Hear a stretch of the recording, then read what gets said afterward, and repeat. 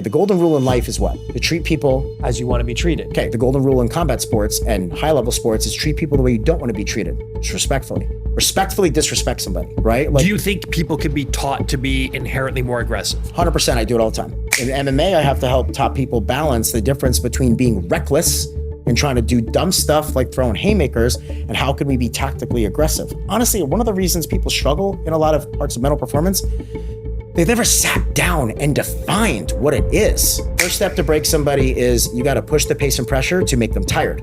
Okay, once you start getting them tired, you're going to intentionally do things to get them frustrated so that they start making mistakes. Things in the FBI that made me deal with people differently. I realized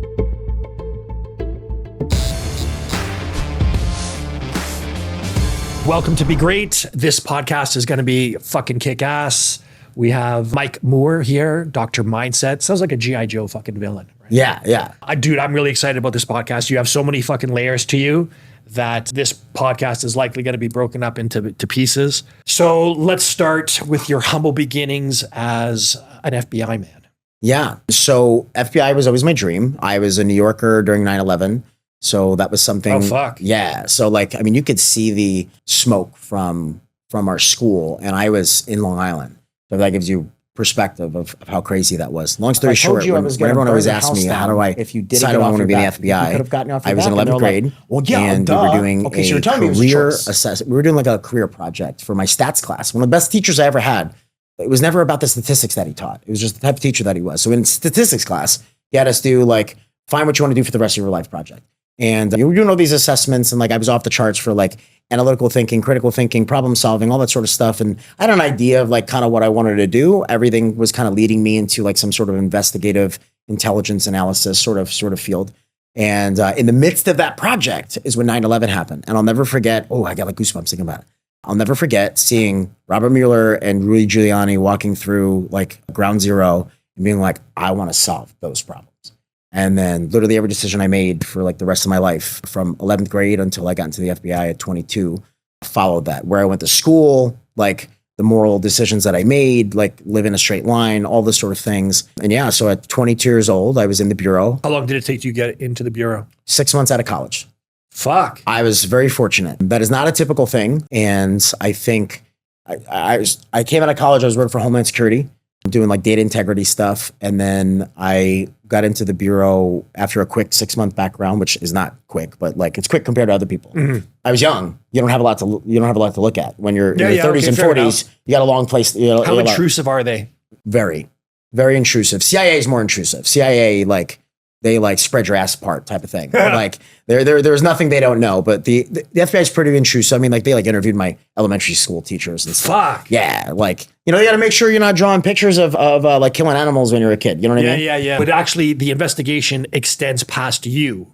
Yes. It's not just where did you work? What are your references? Not like a typical job. They want to know a lot more about what happened, what was involved in your life. So even for a Secret Service internship, they were interviewing my elementary school teachers. Because obviously how you were as a child is a very clear indication of what you're going to do later. But yeah, I got started at 22. If you're fucked up as a kid, for sure. For sure. So I started at 22. I did, for the first couple of years I was in the bureau, I did national security surveillance. So I went to ghosting school. We had a 6-week program where you essentially learn how to disappear in plain sight. We're in teams, in groups of people where we would follow bad guys around. We were discreet to lose. There's 2 types of surveillance, the ones where we're following and the ones where you don't. So I got to do that. If you ever watched the movie Breach, that was about, I can't remember what it was about. It was the biggest espionage case in the FBI. The assistant director of the FBI was spying for the Russians. Ryan Phillippe. Oh no, I did see that. Yes. So the guy, the leading actor in that movie, Ryan Phillippe, he essentially was in the same group that I was in. So you see kind of the beginnings of what that position was. So did that for a few years. I did a lot of auxiliary duties. I was on the hostage negotiation team. I did research for the behavioral science unit. So I had a lot of really cool experiences. So I'm very thankful not only to achieve the dream I set out to at a young age, kind of shows you that anything's possible. Yeah. But I was also just very grateful for the experience. I would not be successful in my career that I'm in now if it wasn't for the experience that I got then. So let's talk about the hostage negotiation. Give me a couple of examples. So in DC, you're rarely deployed. It's a funny story.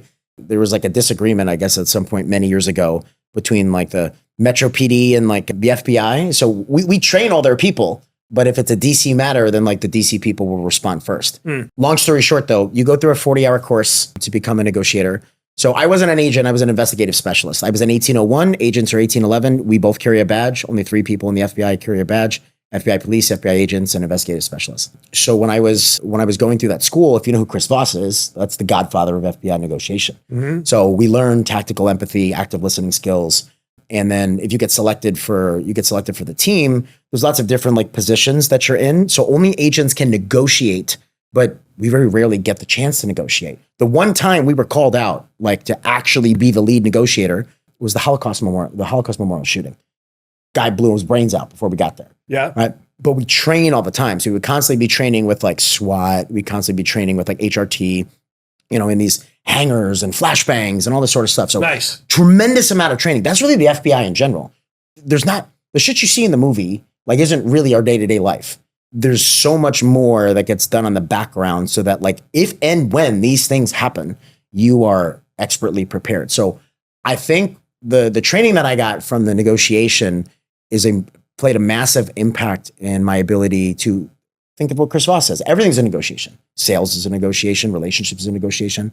My ability to communicate difficult things with like high level athletes and executives, that training was very helpful. Really what tactical empathy does is that it allows you to make somebody feel safe, seen, and heard and build rapport so that you can have a very difficult conversation in a very difficult situation.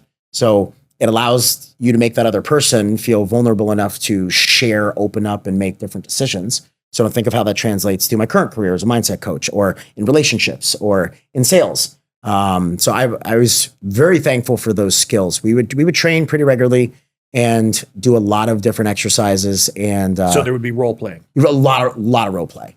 But when you role play, yes, if I was to take on a role of something and I don't actually live that role, I don't know. I'm guessing that there is just like, I presume that when you speak to someone or you're assessing somebody, both either criminal mind or athlete, alpha male, that there's a breakdown or steps that you take in dealing with that person. So would I be foolish to think that it's different from, say, the criminal mind to the alpha mind?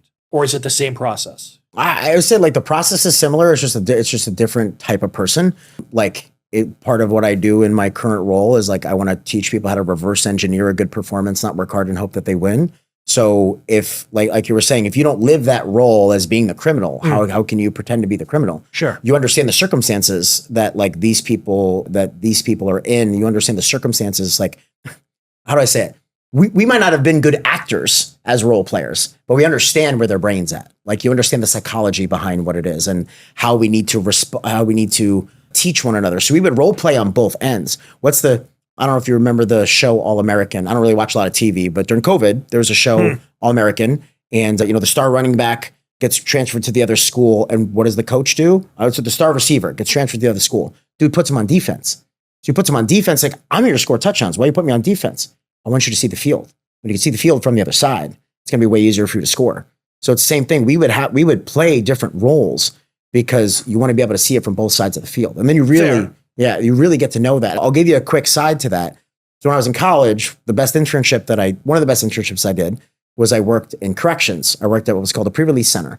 The reason that I did is that like I went through all these different opportunities for me to get access to people with criminal minds. And that was where I was going to get the most hands-on every day, all day, versus behind bars, all the rules. They're half in, half out. They work throughout the day, and then they do like stuff at the center throughout the day. So I got hands-on the people that were committing crimes so that I can understand. Because I was a criminology major. I never wanted to go. My whole goal was to essentially be in the behavioral science unit. That was my long-term vision. Psychology I was always passionate about it. I'm very good at being able to talk to people, understand people, read people, really good at solving problems, really good critical thinking. I solve most crime movies before they're solved on TV. It speaks to my skills and it speaks to like my purpose. And we could circle back to that later on how I realized that my current job actually spoke more to it than that. But I say all that to say is that I got to be hands-on with people that were committing felonies, keep people that were repeat offenders. Like why are you committing the same crime 10 fucking times. Like, why are you back here again? Really helped me understand. And that helps me now, like coaching athletes. I understand the circumstances for these criminals that would make them do certain things. I understand the circumstances with athletes that make them do or not do certain things. So instead of, you can manufacture the circumstances that you want instead of your success or failure being circumstantial. So that's kind of how, like, an interesting tie on how all those careers kind of tied together for me. The repeat offender. So my prior neighbor used to be head of psychology up in Newmarket. And we would always have this debate about, do you believe people can be rehabilitated? Devout religious man. And, you know, he believed that everybody deserved the opportunity for rehabilitation, second chances I can dig. I cannot tolerate third, fourth, fifth, Correct. Sixth. That's a choice at that point. Yeah. I just, you know, I think you should be removed from the table at that point. If you're not an asset to society, I think you should just be asked to leave the party. A lot of people in certain populations are stealing air from other people. You know what I mean? I dig that. It's sorry to say, but like that's just the reality of the situation. We all deserve this. We all get the same opportunity. We're all born with the same opportunity. What about white privilege? Yeah. I think that cancellation part 1. When it comes to second chances, let's just look at the facts. I'm a big facts guy. Okay. Sex offenders, for example, they have like a 90+% recidivism rate. So like part of my like junior thesis was revolving around like how to reduce recidivism. So like how to reduce like repeat offenses, because ultimately repeat offenses cost the public a lot of money. And we're just locking people up and spitting them out and locking people up and spitting them out. So like, why does that happen? It happens because we're doing this and we scare people for a little bit, but for some people, they just see it as an occupational hazard. Okay. So what I liked about the pre-release center is that like our job is to teach them skills. So get them jobs, get them GEDs, like get them therapy, get them NA, AA, all those sort of things. You lack the skills to be able to make different decisions. But here's the problem. If they're generally motivated by money, Correct. You're going to get someone who sells drugs and they're going to make X amount of money. And 100%. You're never going to convince that motherfucker that he can go and get a regular job. And I said the same thing yesterday and 1,000 other times. Yeah. So I think we're fooling ourselves to think that you're going to convince anybody that crime doesn't pay, because it fucking does. And when especially in Canada, like the legal system here is a fucking joke. The justice system here is atrocious. Texas is cool. You're in Texas, right? I'm in Phoenix now. Okay. I was in Texas for 10 years. Okay. So you guys don't fuck around there. Yeah, they don't play. You know, because I roll with a lot of police officers, and, you know, we do a lot with the police here. Their hands are fucking tied.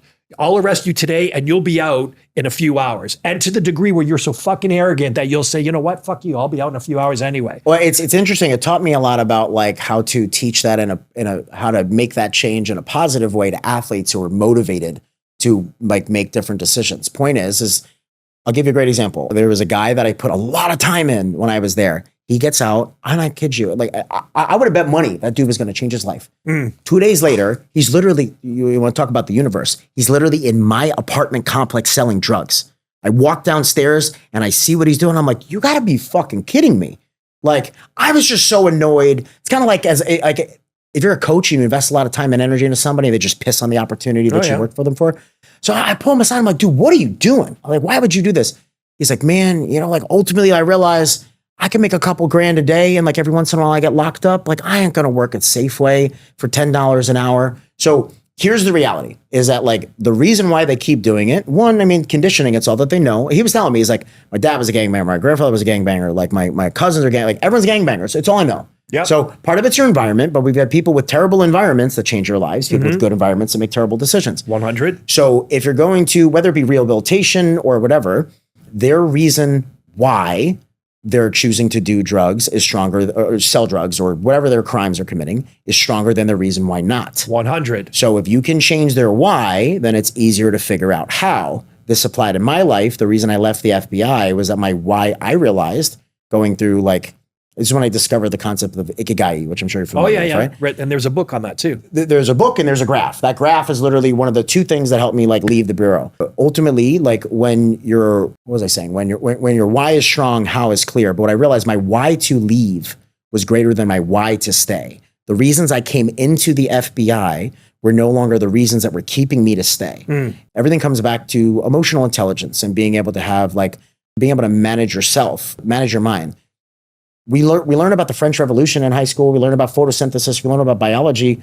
My daughter's 13 and she's like, Dad, they're teaching me things I'm never going to use ever again unless I go on Jeopardy. Like, what is, I don't understand. If we were teaching people how to build emotional intelligence at a younger age, they would have the ability to make better decisions when they're older. So when you don't have anyone around you that would motivate you to really make different decisions, you have to be a special person to want to do it for yourself. Jail isn't doing that. You're just smacking them on the wrist. Most of them aren't scared of it. Same reason, you want to talk about recidivism. Do you remember the Scared Straight program? Like all the videos we would see? Yeah. Do you know what the recidivism rate for juveniles in the Scared Straight program was? No. Over 75%. You scare the piss out of them for a weekend. They're literally pissing themselves on the show on MTV for a weekend on that Scared Straight show. 75% reoffend. Because what happens is that like the scariness wears off, just like motivation wears off. Sure. Commitment, you were committed to a bigger purpose than just whatever's right in front of you. Motivation comes and goes. Commitment stays. So like when your why is clear and strong, how becomes easy. So you could scare the shit out of a kid for a couple of days. Ultimately, he's going to go back into the habits that he knows. So you change your why, you figure out how. Problem is that the current cliche word of the day right now is be motivated. Let's fucking motivated to do this. Motivation doesn't mean shit. It doesn't. You need to have the discipline to, when your motivation gives up. Correct. You need to have the drive to commit through the shit. Correct. Was there a particular moment during the FBI or at the FBI that two things, A, contributed to the way you deal with people now? Mm-hmm. And was there something that happened that like succinctly said to you, this is not for me any longer? Those are two really good questions. Good questions. Right. Things in the FBI that made me deal with people differently. I realized people aren't all inherently good.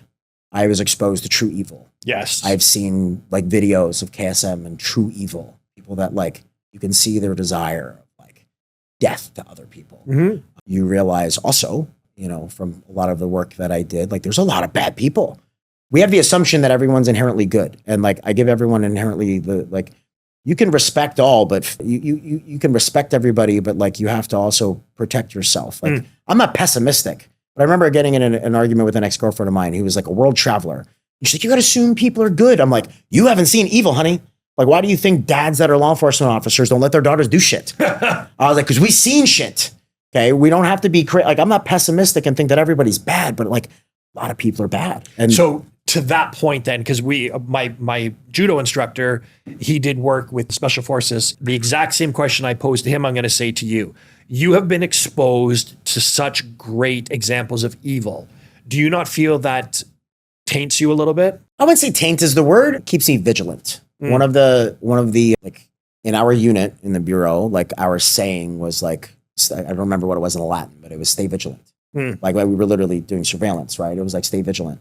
And it just made me more vigilant. You could say to a degree tainted, but I would say it's more so just made me more vigilant, more aware. If you're not like, if you don't have a high EQ and something, and you go through like, you know, a career like that, I would say it taints the way that you look at people. I think a lot of law enforcement's probably tainted the way that they look at people, but again, I'm not defending one side or another of how law enforcement handles things. What I am saying is the reality of when you got to deal with a very difficult group of people every day, it's going to change how you view things. Now, that doesn't defend what certain people do on either side of that coin, but you know, your experience will dictate your reality. So I wouldn't say it tainted me. I said it just woke me up and made me realize certain things, and it allows me to operate with a more clearer perspective. I think it just allows me to protect myself. I think when we're younger, we just assume everybody's good. The media's good. The government's good. All these things are good. And, you know, you realize that it's not, and you just have to be smart enough to make your own discernment, I feel like is a good word. It allows you to make more educated decisions based on your own discernment. This is just like what you're fed. I think that is when kids lose their innocence. When they realize, I mean, think of it like, even with my dogs, for example, I look at them and they're always fucking happy. They get fed. They don't know pain or strife or anything like that. And kids are the same way. And it's when they start to get exposed to hardships or cruel realities of life, that's when innocence is truly lost. I think so. But if you raise them right, like one of the things I hear all the time is that the worst thing that we can do as parents is not let our kids suffer. Like, all the parents that, because they grew up hard and their parents grew up harder, that we do a lot of things for them. We solve a lot of problems for them. The worst thing we can do as parents is what I hear a lot is like to solve our kids' problems versus let them figure it out. Like, one of the posts that we did, one of the podcasts that I did with Fighter's Advice, right? We talked about one of the things I learned in the FBI was FITFO, figure it the fuck out, right? Like we were. But to what degree though? Agreed. There's a balance. Our parents threw us, how many of us as kids got thrown in the deep end and said, fucking swim, figure it out. Yeah. You know, like I think that's extreme. I think we create circumstances for our kids that allow them in a safe space to figure things out. We were just, again, thrown in the deep end of life and you make it or you don't. And it was even worse for that generation. I think we meet in the middle. That's why one of the things that's really important for parents to have kids do is have them do hard things. Yes. If you have them do hard things, when you choose suffering, when you have chosen suffering, unchosen suffering becomes much easier. So when we talk about how like weak this generation across the world is, adults and kids, right? Because we haven't suffered. When life throws you suffering, let's just take like the high school kids going to college. Right, they didn't experience a lot of adversity in high school. Their performance awards. School was easy. Their parents did a lot of things for them, and then you throw them in college, and now they're on their own. They don't know how to manage it, and then things get hard, and then they quit. Yep. Right. This is the generation of athletes where I think when we were growing up and we played sports, even if they weren't good, 90% of the athletes were tough. 10% of the kids were not tough. Like most of the kids were tough back in the day. It's flipped now. Like 90% of the kids are not that tough. Like because we are celebrating weakness. Right. We're lowering the standard. I think we've eliminated the fucking standard. Yeah. Right. When people think they can go to school and pretend they're cats or believe that they're fucking cats, I think all parameters of reality have gone out the fucking window. I agree. The problem is that like we were like things were bad in like, let's say 50s and 60s and like, all the rights things. Well, we went the total opposite direction. And now like we inclusivity is important. And there's like a lot of parts of that are important. But there's, unfortunately, when you're in like a public eye, there's no gray area. Like you can't have a gray area. So they just go on the total opposite end of the spectrum for a lot of things. So I think that's where like we've just kind of lost our way as a society. So I think you've probably, I'm sure you've mentioned it on your podcast. Hard times create strong men create easy times create weak men create hard times. Jordan Peterson. That's where we're at. Yeah. Is that weak society has created hard times. And unfortunately, we're not in the Spartan generation where, okay, we're in hard times and we're hard enough to figure it out. Right. The problem is that we, for whatever hard times people are manufacturing, A, are they manufacturing it for themselves? Are they their own worst enemy? Correct. And B, are they rising up to the challenge? And what I see is they're not. I believe that there's hardships. And I fucking 100 believe with you that you need to do things that are difficult. And we're going to get into biohacking a little later, but just the ice bath, for example. Yeah. Every morning, I'll do my ice bath. Yeah. And there's some mornings where I don't want to fucking do it. It's fucking cold. I just woke up. I'm fucking still daisy as shit. And I don't want to get in that fucking water. And that's when I get in that water because I know I don't want to do it. Right? You got to do things that are difficult for you so that hard things become easier to do. Do you know neurologically why? Like, have you seen the Huberman episode about it? No. So there's a brain structure called the anterior mid-cingulate cortex. Okay. I'm just straight up quoting Huberman. I'm not as smart as he is. I'm just going to say what he said because I talk about this a lot when I teach people. So there's a brain structure called the anterior mid-cingulate cortex. Essentially what it's responsible is willpower. It's also like gratitude is a big engager with the AMCC, but it's responsible for willpower. So let me explain. When you do things you don't want to do, study shows that brain area gets bigger. When you negotiate with something you don't want to do, that brain area gets smaller. So it's smaller in obese people. It gets bigger when they diet. When people age, it retains its size. It's larger in athletes. It's smaller in non-athletes. So people that choose to do things that they don't want to do, which sports is usually like the easiest vehicle to do that. You learn how to fail, get back up, like you do hard things, like physical exercise, like in a way that you normally, like you're not going to run suicide sprints if you're like a non-athlete, right? Till you gas out and want to throw up. Yep. So when you do things you don't want to do, you literally get smarter, your brain grows. When you negotiate with what you don't want to do, your brain literally gets smaller and it shrinks. So what he was saying is that it's not only like the seat of willpower, it's realistically the seat of the will to live. So if we can engineer opportunities that are things that we don't want to do, and I do this with like my clients, there's genuinely really hard things, right? That really suck. You also, if you don't like setting your bed in the morning, you just set your bed like you don't want to do, like your brain doesn't know the difference. But I'm a big ice bath guy too. Mm-hmm. And unlike you, I don't want to get in most of the time. What I like is how it makes me feel.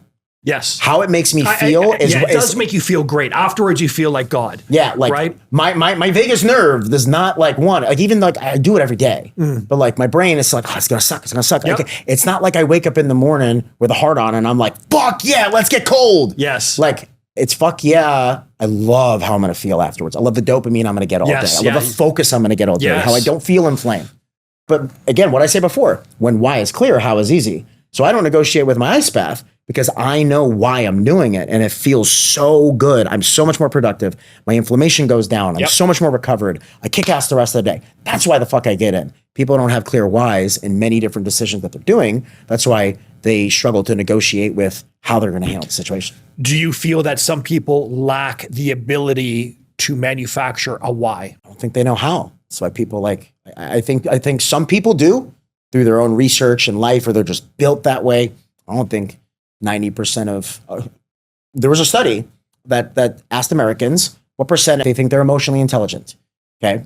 I don't know if you've ever seen this. So define emotional intelligence. Self-awareness, like EQ, right? Like self-awareness, being able to manage your emotions, think critically under stress, being able to be in control of your emotions, which your emotions control you. So like you're self-aware, you're problem-aware, solution-aware, and you're open-minded enough to like be able to move with strategy and not emotion, right? So that's kind of where I'm going when it comes to EQ, right? Now, they polled, I'm assuming it was Americans. 84% of people claimed that they were emotionally intelligent. When they went back and tested people on a scale of emotional intelligence. So there's a test you can take. I don't know whatever test the study did. Okay. Like there's probably 100 different tests for that sort of stuff. But this study then went back and said, okay, of you 84% of people that said you're emotionally intelligent, what percentage of you actually score X, Y, or Z on this scale? What percentage of people actually tested to be emotionally intelligent? 21%. 16. Yeah. Like 16%. So that's the problem with the society too. Well, look at the static that how many guys think they can fight, right? Correct. So I just see red, bro. I can't do it. I'm gonna see red. I see red and bodies start dropping. Yeah, that's actually a pretty accurate statement. So I think that's just a big part is that we teach stuff in school that we're never really going to use again when what we need kids to know is how to do your taxes, how to manage your money. 100. I fucking agree with you. How to manage conflict, how to control your emotions. Honor, discipline, respect, all the things that we got from fucking martial arts. We teach shit in Jeopardy. We don't teach values. Like values is like a casual thing that we throw around, and it's usually around discipline. Like you didn't hold up to these, you didn't do this. And how do I say it? Values are typically enforced through discipline versus like values should be emphasized. It's the right thing to do. I think that's why martial arts are great. I think martial arts are great in that they teach a lot of values. You go to any karate dojo in the world, like, dude, why do you think people, I don't know how much you know about the business of martial arts, but like, you know who makes the most money in martial arts? Taekwondo dojos. Oh, fuck, I know. Those dudes make so much money. Yes. They got thousands of students, right? But because you're guaranteeing a black belt in a year, dude.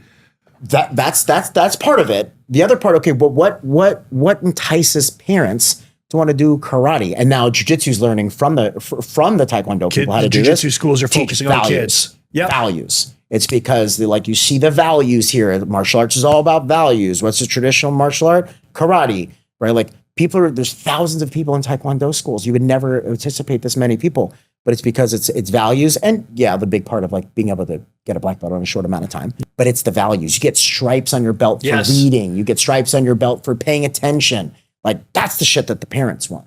That's why I think like every kid should be in a martial art. Yep. I think everyone at some point, I don't know if you agree with this or not, but like I remember waiting tables when I was younger. I feel like everyone, if they had the opportunity to work in the service industry, you learn so much. I feel like if you could, I'll just as a wrestler, I'll be biased. If everybody could wrestle and if everybody could wait tables once in their life, I feel like they would learn a hell of a lot of lessons. Yeah, I started working. I was 9 years old, dude. I was fucking delivering newspapers. I would get up at 9 a.m. It's like 9. I was lazy. Get up, deliver the newspapers, collect whatever money I could, go downtown, buy comic books, come back and read comic books. You know what's funny? So I'll relate. I did a seminar. It was me, Alan Belcher, Ben Askren, and Ryan Stuman, a sales guy. We were at a business for Jiu-Jitsu Academy seminar, and I remember. It was one of the first times, it's like 8 years ago, that like I got up on stage for like an event like that. And so there's all these people, like people making money hand over fist, talking about marketing, talking about this, talking about that. I'm listening to all of them and I'm like, it's like we all had a powwow in the back. Because we're all saying similar stuff, totally different topics, but we're all speaking the same language. So you're sharing a story, and I can really relate to a lot of the things that you're saying, because like winners and like people that are successful and like find a way to be successful, we're all cut from similar cloths. We're in different industries. We may have different beliefs or views on certain things, but we're cut from very similar. The mindset is still the mindset same. is very similar. What you value is very similar. We may have different views on certain things, like not just you and me. I'm saying just people in general, but ultimately like they're cut from a very similar thread. So it's funny you were saying you worked at 9 years old. I worked 40 to 60 hours a week at like 12 by choice. My parents didn't want me to. I wanted to get a job. I fucking washed dishes. Yeah, I was the only white kid washing dishes. Yeah, I did that too. I washed dishes in the morning for $6 an hour off the books. And then Oh yeah, you're younger than me. I'm 39. Oh, fuck off then, dude. Okay. I was making $3.25 an hour. Well, I think minimum wage was like probably $6.50 at the time. Okay. Like what is minimum wage now? Like $17? I don't know what it is. 17? Yeah. Yeah, like 17. It's crazy. Oh, fuck. I know. But I mean, you need it to survive. Like depending on the month, it costs like $20 to get eggs. Anyways, so I was working like 40 to 60 hours a week at like 12 years old because I wanted to. I would do the dishes in the morning at a fish restaurant. I also volunteered to clean like for $6 an hour, the whole fish restaurant on the weekend because I just wanted to do it. In the evenings, I was too young to park cars, but I was a cute little kid and I would tell them where to park. Right. And I was smart. No one taught me this, but I'm like, the nicer cars, I'm gonna park them in the back. So like no one's around them. Right. And I would get more tips than the waiters were. They were getting pissed. Like, because these waiters are busting their ass and I'm getting more tips because whatever. Fast forward when I'm 13, I had like 3 jobs. I'd sell cell phones and computers in the morning. Then in the afternoon in that same place, I would like load stuff into their car. I worked at the pizza place next door and I did some other shit. Like I liked working. Like I wanted to work. It gave me a purpose and like, I like money and I liked that stuff. Point is, we never met, but we're both successful in many areas of our life and we're very similar people. And I find that interesting. Like, it doesn't matter like what venue I'm in. If I'm around very successful people, they're all very similar. So I've spent time with John Jones, Wei Lee, Henry Cejudo, like some of the greatest athletes and coaches of different sports. They're all cut in similar cloths.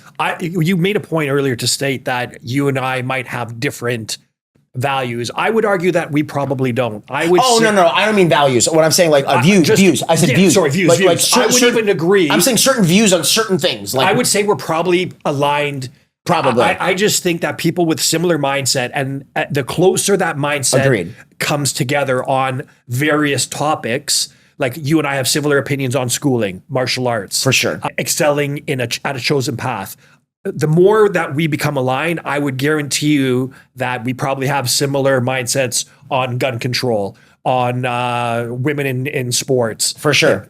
Yeah. So think about it like this. Everything starts with values. Have you ever read James Clear, Atomic Habits? No, I don't think so. Okay. I don't read a ton, but this is one of the few books that I read. And it was interesting because there's a lot of alignment from what he teaches and what I teach without ever knowing it. What he talks about is like everyone talks about goals. But really what it is, what's more important than the goals, obviously, are your habits. Where do you get your habits? From the identity that you have. So how you identify as yourself, essentially outlines your values. Your values then dictate your habits. So we have to pick who the fuck we want to be. And then we build habits around that support identity-based habits for who the fuck we want to be. Right. And then those habits are the product, and how disciplined we are is what determines whether or not we reach the goal. But everybody that starts the 100-meter race in the Olympics all got the same goal. They want to win. They worked their butts off for 4 years. First and last in the Olympics, last time was separated by like 0.4 seconds. Not a lot of difference in talent. They all have the same goals. Point being is that like with us is that like I think we have very similar values, which then as a result like produce very similar habits, beliefs, and views on things. So I think really what it is that like people that are successful and that are engaged in certain things, I think, like I've said, we're all cut from very similar cloths. Totally different. We can grow up in different sides of the world, different ages, different backgrounds. But if you fit into this mold, you probably share a lot of the same things, which I think is cool. Yeah, I agree 100%. So how did you so you went from being an FBI agent. Oh, let's talk about the FBI right now. What do you think the current state of the FBI is? Because obviously the big deal is right now is with the whole Epstein files, and how it was built up to be this huge list of notoriety, and then Trump comes back and says it's all a hoax. There's nobody on it. What's your thoughts? I mean, like, I can't. I've been out since 2016, so I can't speak to the status of things. But like, something that you realize, you know, especially the last few years, just seeing how things were handled by the government, is that law enforcement and politics shouldn't mix, but unfortunately they do. And you saw that with like the stuff with Hillary Clinton, like her hard drive. Yeah, the hard drive stuff. Like Director Comey, when he came in, we were all like looking up to him with like puppy eyes. He came in, he's like, we're going to audit leaderships. Like, we need new leaders. We need people that do this. And he went to every FBI field office. And he like audited the leadership, fired a bunch of people, retired a bunch of people. And then, you know, you go to the Hillary Clinton trial and, you know, it was like, well, is the FBI's intent to prosecute Hillary Clinton at this time? It's like, do you have evidence? Yes. Is it the intent of the FBI to prosecute? No. Like, that was a weird moment for me, because like I really respected what he was doing. Like, isn't he up right now potentially for charges? Like, I thought there was something announced today. I don't remember. Like, I try not to read too much of the news, because it's all bullshit. It's all based on like 2 or 3 people that run the world, right? And they may have like a right or left agenda, but they all bow to the same person, which is money. So I don't know necessarily the thing with him, but what was hard for me was to see somebody that, like, you know, I've been in sports my whole life. So you respect like a legit coach. So you respect like a legit leader. When I was in Washington, D.C., like, man, like so many people to respect. Such good leadership. Like, some of it was old school, where like they just beat it out of you. You get results, but they beat it out of you. But realistically, like, the stuff that he was trying to do was really respectable. Like, he went into people that were like promoted up. They were promoted out of bad situation. Let's just say not all management necessarily belong there. In the government, a lot of times when someone does something wrong, they promote them up, right? They promote them out of their situation. So he was going in cleaning house. We're like, respect, dude. Like, that's legit. He was visiting all the field offices, like auditing everybody. And then to see him say that, like, it just made me realize, it was like, wow. Like, you know, in the FBI, we're the nation's premier law enforcement agency, right? Like, so we should be able to uphold like a certain level of standard. And that was hard for me to see that, like, yes, we have enough evidence, but no, we're not going to prosecute at this time. And that just made me realize, like, I guess to a different degree, like how much politics and law enforcement, like the lines are blurred and there's really nothing that you can do. Like, the guy that was literally raining the hammer down on all the leaders in the FBI all across the, like, you know, fuck with someone like Hillary Clinton, like, you know, there's not much you can do. I don't know what the aspects of like the bad parts of the government look like, you know, outside of like being part of espionage investigations and stuff. Like, I don't know what that deep state kind of stuff looks like. Like, you can speculate in your stories, but like the guy that was auditing leaders was not the same guy that was like on that stand. And it just also makes you realize that like people get put in positions where they have no choice but to say certain things. So moral of the story is that I can't really speak on like what's going on, other than the fact that like events say that there's too much of a blurred line between politics and law enforcement, and there should be some sort of separation of church and state. The problem is that today society has lost faith in both, not only the government, but in the pharmaceutical industry, in the medical industry, with that whole bullshit with COVID. You've just been, I mean, there's a certain amount of people that are still fucking idiots, and they're still blind to everything, and they bow down to whatever it is they're told. I'd like to believe in humanity, that they've woken up to a certain degree, that we are suspicious now, rightfully so, of these higher powers. Was that the Napoleon quote?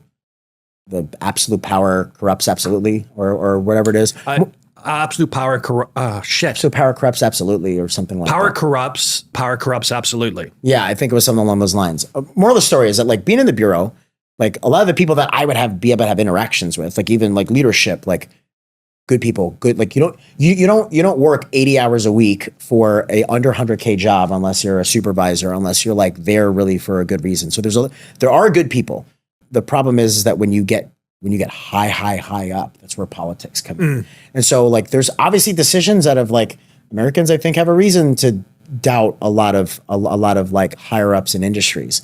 And because the problem is it's not the people that are really there from their heart, that's working their bones off every day. They're not the ones making the big decisions. Right. So that's That's the hard part. Now, when it comes to the pharmaceutical industry, like that's about as trustworthy as like the news media.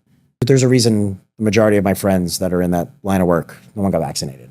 Like, yes. we all understood the assignment. And like, again, knowing things, right? Like not like secret things. Just when you're in that world, you also understand that like in other countries, like they have done the exact same thing to control their people.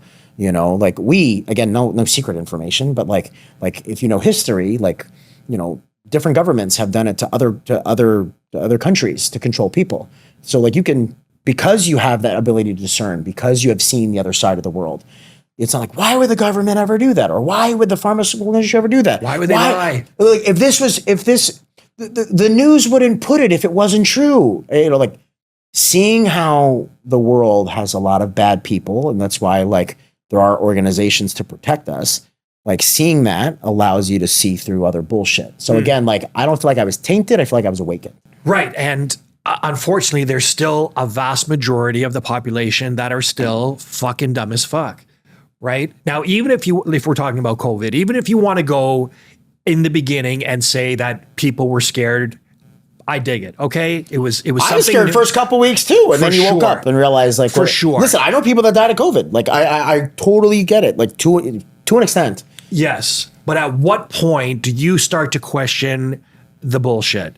You know, and even today, even with all that we know today about the masks not working, which was so evident from the very beginning. Dude, do you remember walking in fucking stores with stickers on the floor showing which way to walk? Yeah. You know, you think back about that and what a crime against humanity with that was. And you still have, there's been no penalties put out. Fauci's still walking around free as a fucking bird. He got pardoned, right? Yeah. He got preemptively pardoned. Yes. I mean, listen, those of us that are smart, like when presented with new information, you can change your beliefs. Sure. I get it. So there's a reason you're not going to convince a Trumper to vote for Biden. You're not going to convince a Biden supporter to vote for Trump. You're not going to convince you're not going to convince somebody that was like diehard masks to like you're not going to convince one of the other. Like we're so extreme. But at what point do you start to realize when do holes start to appear in your narrative? Well, it was really clear to me, like early on, like after the first couple weeks, like it was really clear just the way that things were going. I was like, I smell bullshit. One of the obvious things, I was like, dude, this is literally V for Vendetta all over again. Like if you watch the movie, that's a great movie. I was like, this is literally V for Vendetta. And the more that again, as someone that is a strong critical thinker, just put the facts on the table. Like if this was intelligence analysis, just like put the facts on the table. This isn't adding up. This makes a lot more sense than this. And like, why is this person saying this who says this about this? Why are people that had opposing opinions being shut down? Right. Why were nurses dying? Why was all the censorship stuff going on? Like, again, If you understand history and you understand that like there is malintentions sometimes with when money's part of an agenda. Mm-hmm. Yeah, for sure. I think there was a certain amount of political gamemanship happening there with the Biden-Trump time. Yes, I would not disagree. And then here's something that I learned in COVID and living in Texas was something that was not related, just living in Texas, like people down south, and like they're a little stuck in their ways sometimes. And I think COVID, what it taught me was you cannot change someone's opinion that they lack the experience and perspective to understand. So that's something where you can present a ton of like concrete evidence, but if I can't expect you to have a perspective that you lack the experience or open-mindedness to understand.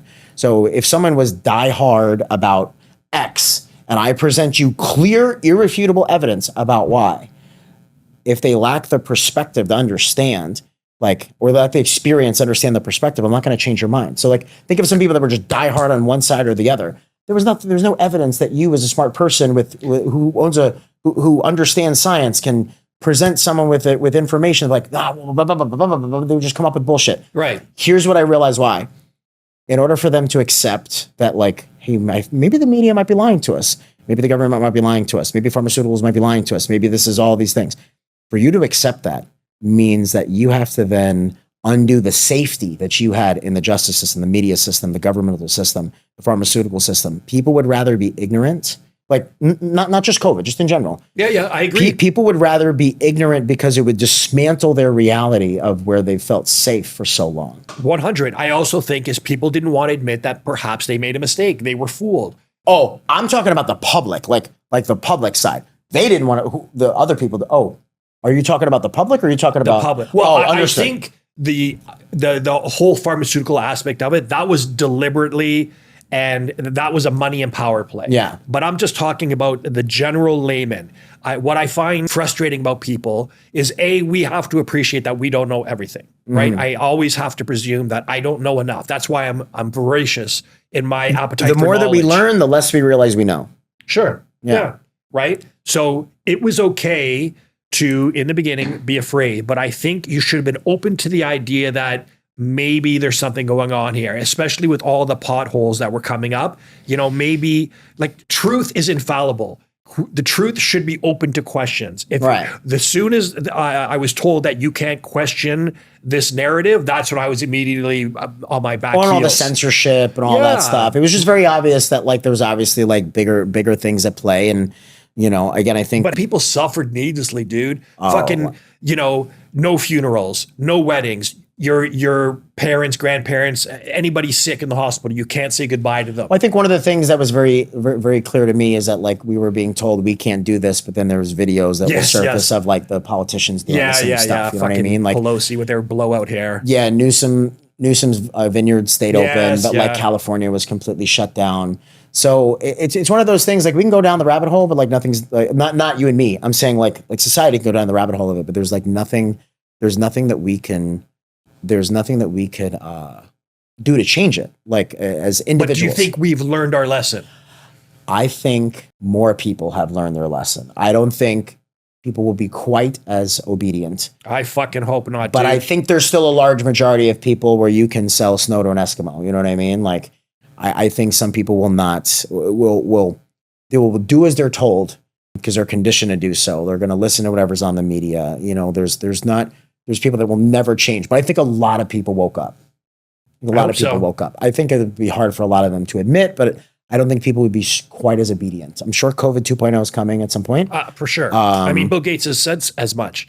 Well, he owns 47% of the American farmland or something like that. Yeah, right. Because they're growing like the mutated, what is it? Yeah, they're growing the mutated meats. Yeah. Like. Well, and that's why the huge push for so long was, become a vegetarian, stop eating meat. It's not good for you.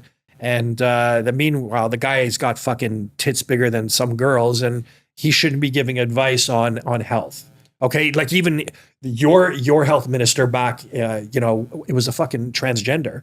In Canada, our health minister is, oh my God, like don't take advice, don't listen to people who you have to question their intelligence. I mean, you got to lead by an example, man. None of the people do. Our health minister in Canada's honestly, like we have a guy coming on in a couple of weeks who can speak to the corruption and the politics in Canada. I have never seen a greater example of corruption than Biden. It was just a shit show. Yeah, it was. I mean, I think most people could see that things were not right. There's just like not much that we can do about it. I know, and that's what's so frustrating. You're impotent, and I don't use that word lightly. You just, it's a fucking horrible position to be in. Yeah. Okay, so let's transition. What was the key focal point for you to decide, I don't want to be in the FBI anymore. I want to be able to empower people. Yeah. So here's the thing. I never wanted to not. Like, it was never a day that was like, I don't want to do this anymore. What I felt was that like I had a higher calling. I felt like the reason that I initially got in was that like there were things that I knew that I wanted out of my career, right? I wanted a job that was very hard to get. I wanted something that was going to impact people on a macro level.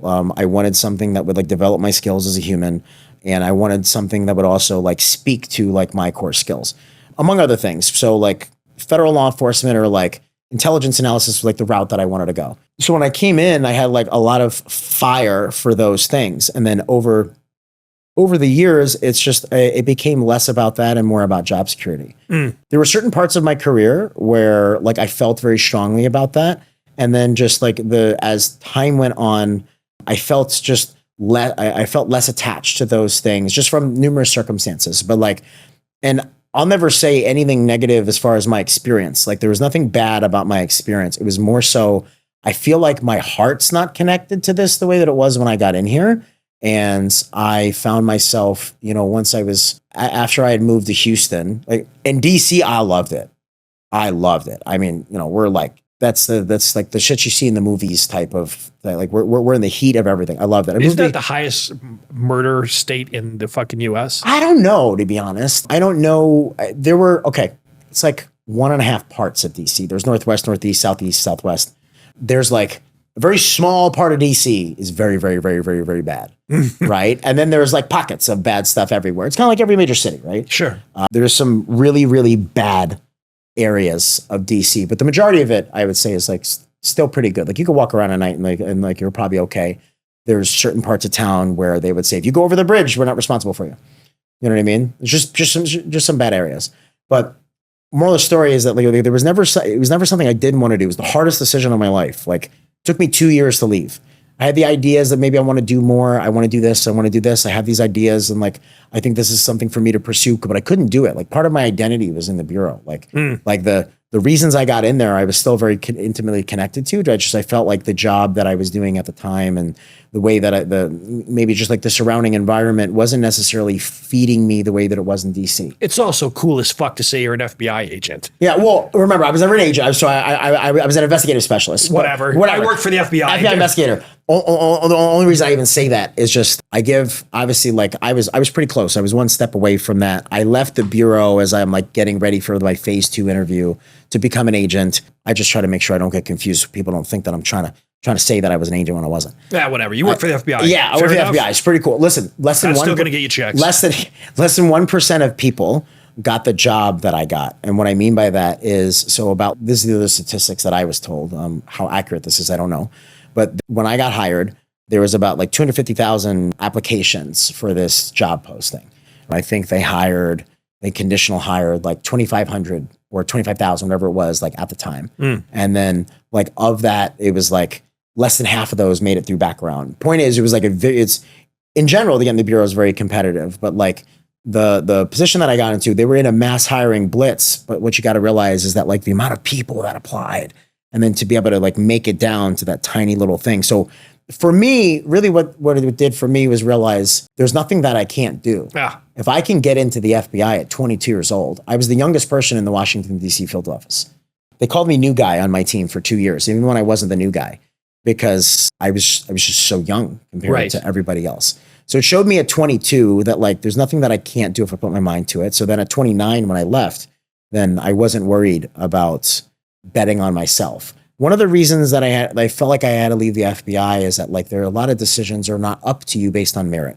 It's just government work, right? So like there's always going to be like it's not always a fair fight when you're trying to get jobs. And it's not always based on like, think about playing time. Most playing time when you're in a D1 athlete or you're in a professional sport, it's not a lot of politics. So it wasn't really the FBI, it's just government work in general. It's a lot of red tape, but it's tough. Do you believe in a meritocracy? In what regard? I personally feel that the best person suited for the job, and I don't mean necessarily job in regards to a job. I just think that the best person should handle the job. Regardless if you identify as a fucking potted plant or not. Yeah, I would agree with that. I think again, like politics and just the way government works in general, like it's not bad. It's not good. It's not bad. It just is. It's the reality of that life. And so is corporate, right? Like corporate America in like many regards, like, same thing. Yep. Same shit happens. It's the same thing. Bottom line, the best person should be the one that gets put in for the job. That's why like there's a big difference between like high school and club sports and like college sports. Not a lot of politics in D1 sports. It's the best guy for the job is the best guy for the job. The only reason that the best guy for the job is not because he's on probation for, failing his class.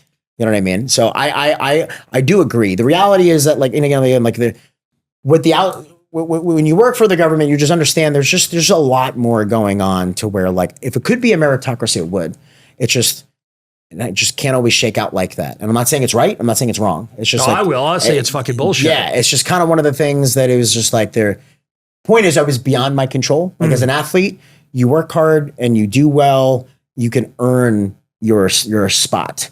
you can't necessarily do that, not just in the FBI or the government and corporate America in general. That was one of the things that like pushed me to want to be an entrepreneur, is that like, you telling me that all I got to do is bet on myself.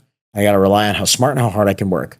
There's no limit to the amount of impact, money, or like influence and growth that I could have. Like, sign me up for that. So, you know, I was. It's astounding to me that so many people will not take that route, though. They're afraid. They do not have the ability to be willing to fail. So, you know who Brene Brown is, right? Mm-hmm. Okay. Leading expert on, she originally was known for guilt and shame, but now she's known for vulnerability and teaching people how to lead that way. What people think vulnerability is weakness. Really what it is, it's your willingness to show up, give 100% and still fail. So believe it or not, like she did a 20-year longitudinal study, and she found that the number one indicator of success across like the most successful people in business, sports, and like other industries was not confidence. It was not discipline. It was not toughness. It was vulnerability. It was the people at the top are the ones that were willing to fail.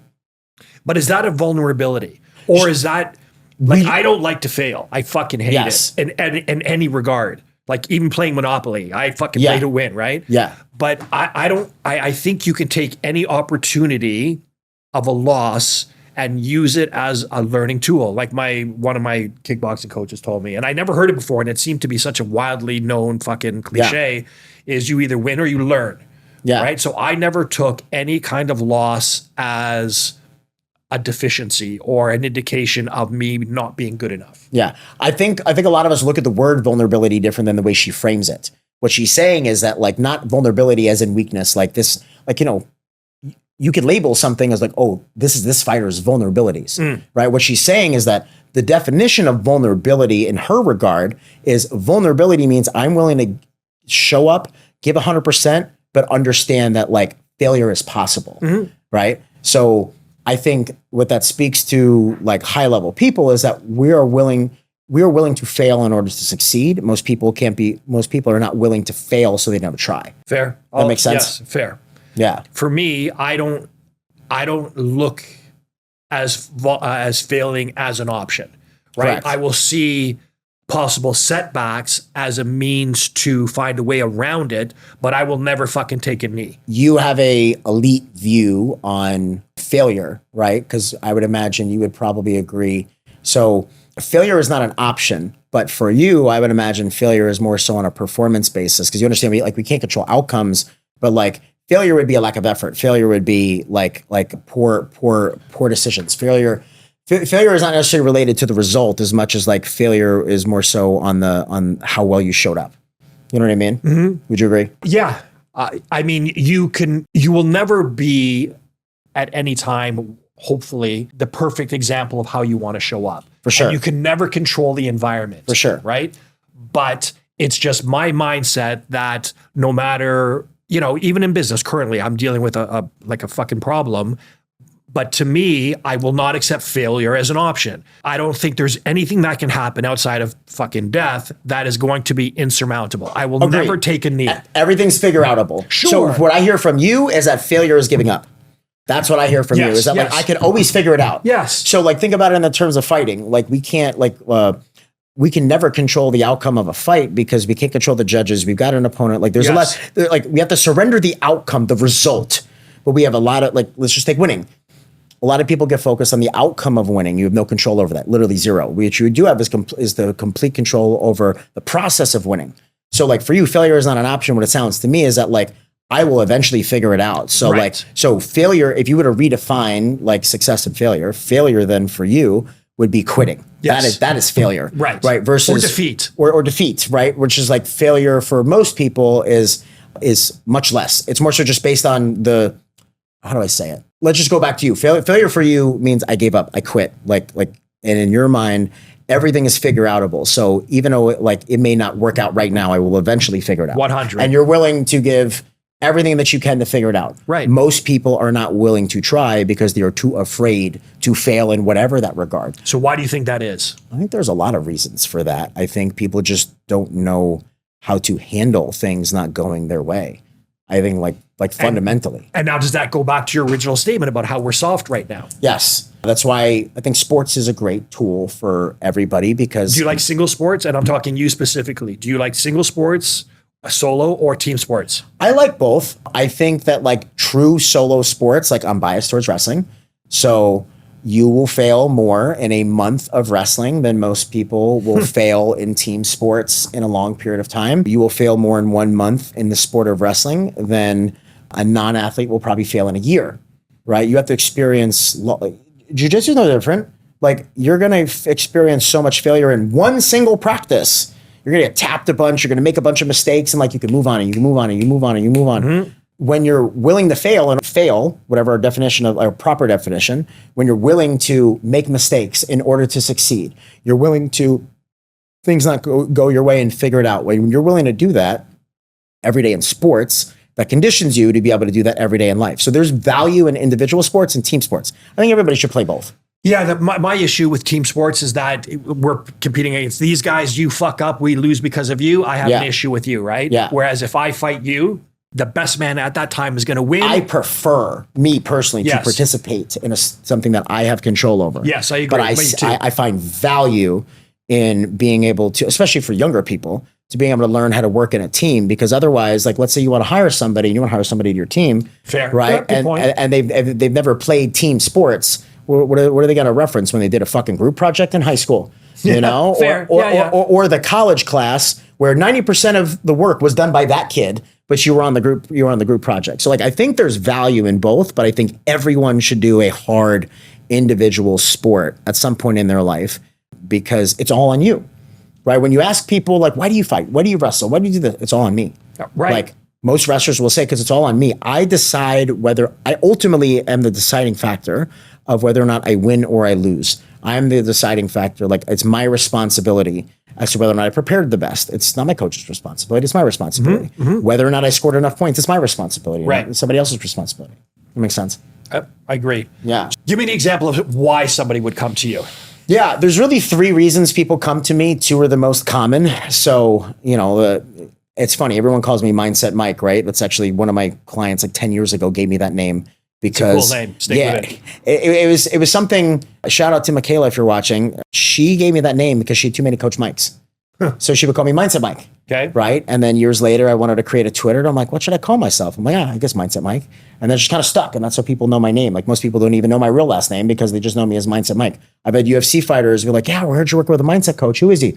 Oh, his name's Mindset Mike, because they don't even know my last name. For the first couple of years that I was coming up, actually, I didn't put my last name because I would talk about how I worked for the FBI and I didn't want to connect like my first name, my last name, where I worked. Yes. So it was always Coach Mike or Mindset Mike. So those are the 2 reasons. Mindset Mike's dope. So why do people come to me? Really right now in my career, there's 3 reasons. So my company is called The Unfair Advantage because I really market specifically to higher performers that are looking to get an edge when they compete against someone that's as good or better, right? So we're trying to not show up, we're trying to show out.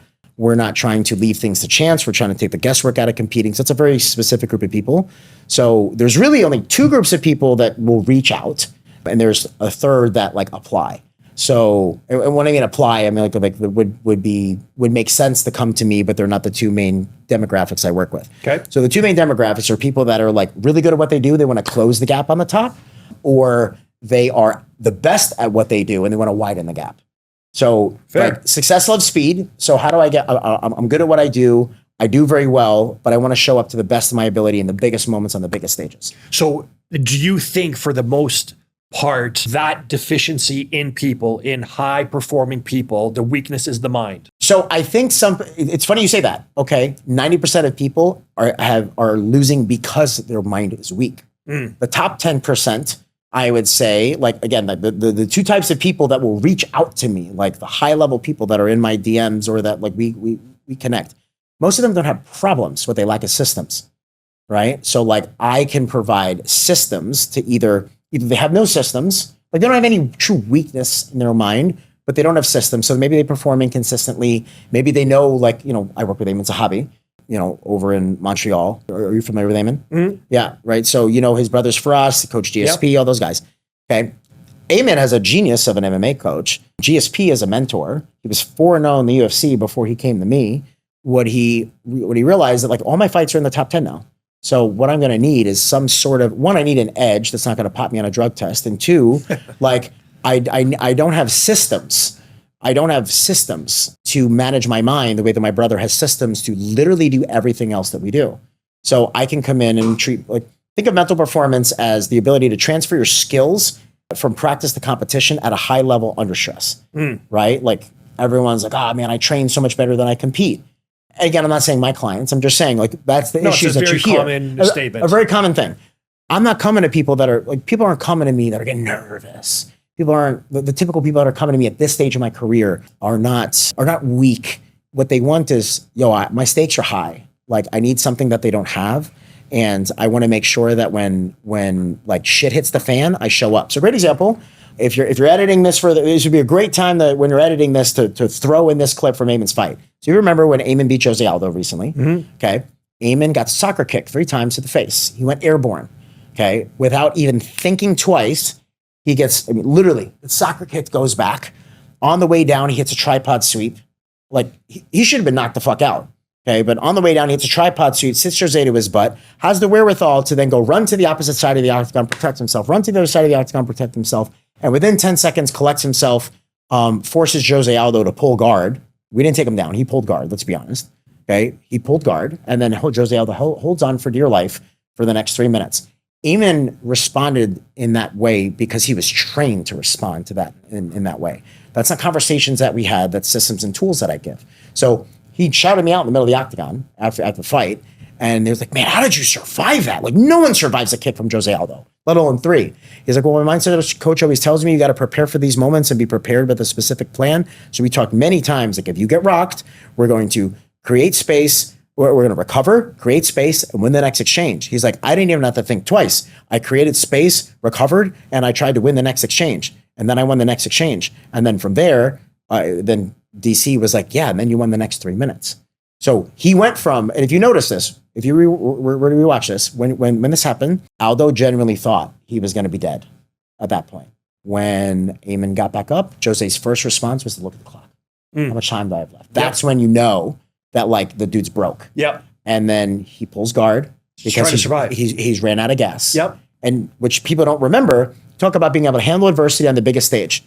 Okay. This is the biggest fight of Aimann's life. He's in his hometown. First time his wife's seen him fight in 5 years because he was superstitious previous to me and wouldn't let his wife come to fight since the last time that he lost.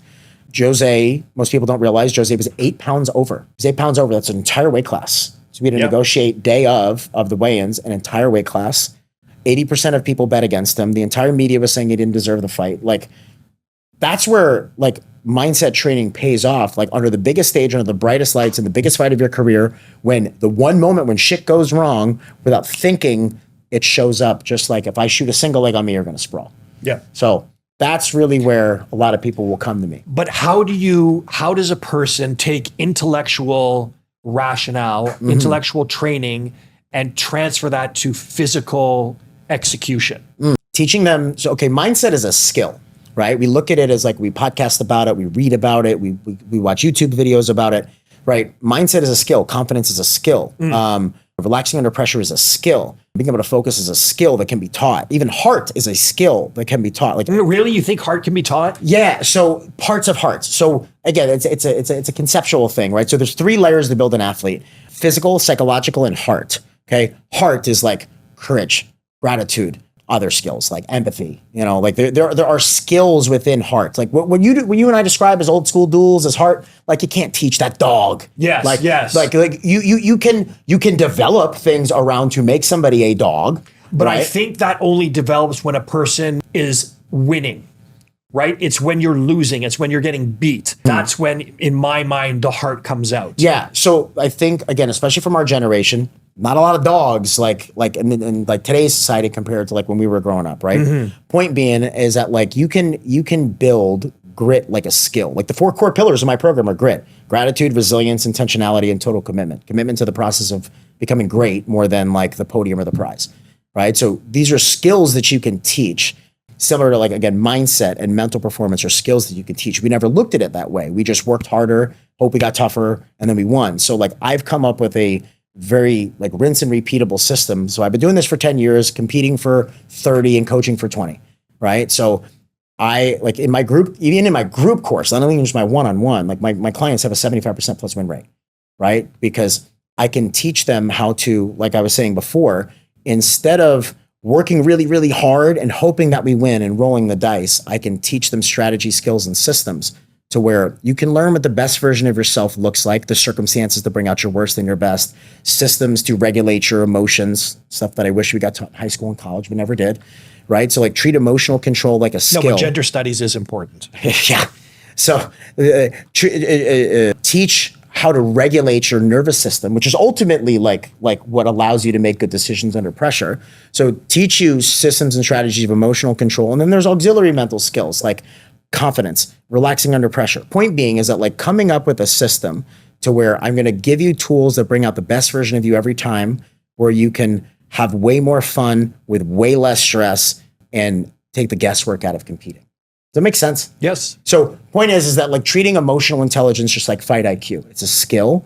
We can build it over time, and it's strategies and systems, not good advice. So being able to, like, I work with people that have great coaches. Great coaches give the right advice.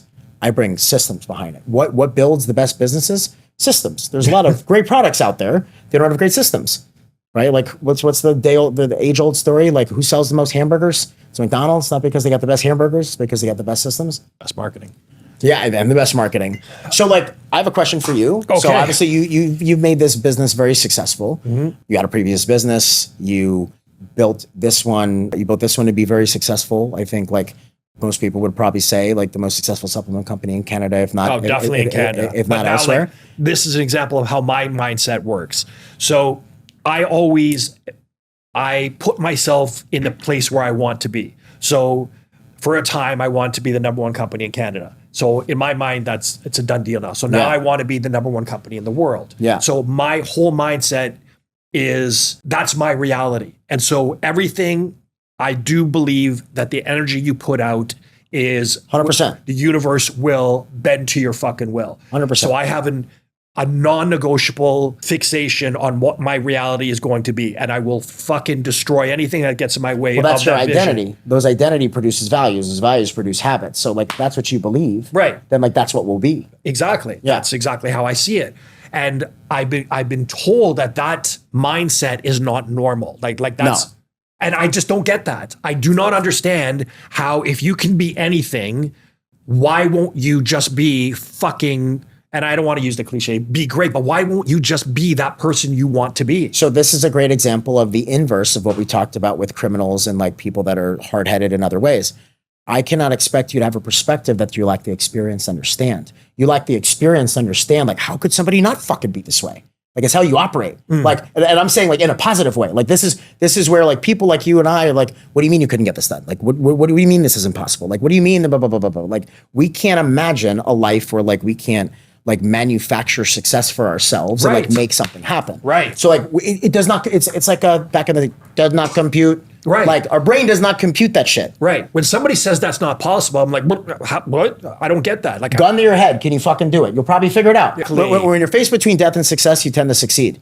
Okay. The thing is, and this is, you know, I'm not big on all the all the motivational speakers, but like something that I do like with that Eric Thomas says, he was like, when you want to breathe when you want to succeed as bad as you want to breathe, you'll be successful. Like, and that's cool. The difference between motivational speaking and like mental performance is that like that sounds really good, but it's kind of like the Scared Straight program. Like I feel good, but like how do I do it? Yeah, that's like, right. Everyone wants to be a lion. Everyone wants to be a lion, but no one wants to hunt. Well, you're going to teach me how to hunt, or are you just going to like get me pumped up to hunt? Right. Right. So point is that like in this particular scenario, when we can teach people how to manufacture success, right? Like here are the circumstances that bring out success, right? Instead of success being circumstantial, like people that are successful in business or in life have learned to manufacture the circumstances that bring out success, right? So I think like you have the identity and the values that like are going to lead you to the habits, are going to lead you to these goals, and you've had success in business before and failure, or like where things didn't work out before. Oh yeah, dude. Yeah. So like you understand what brings out your best and your worst.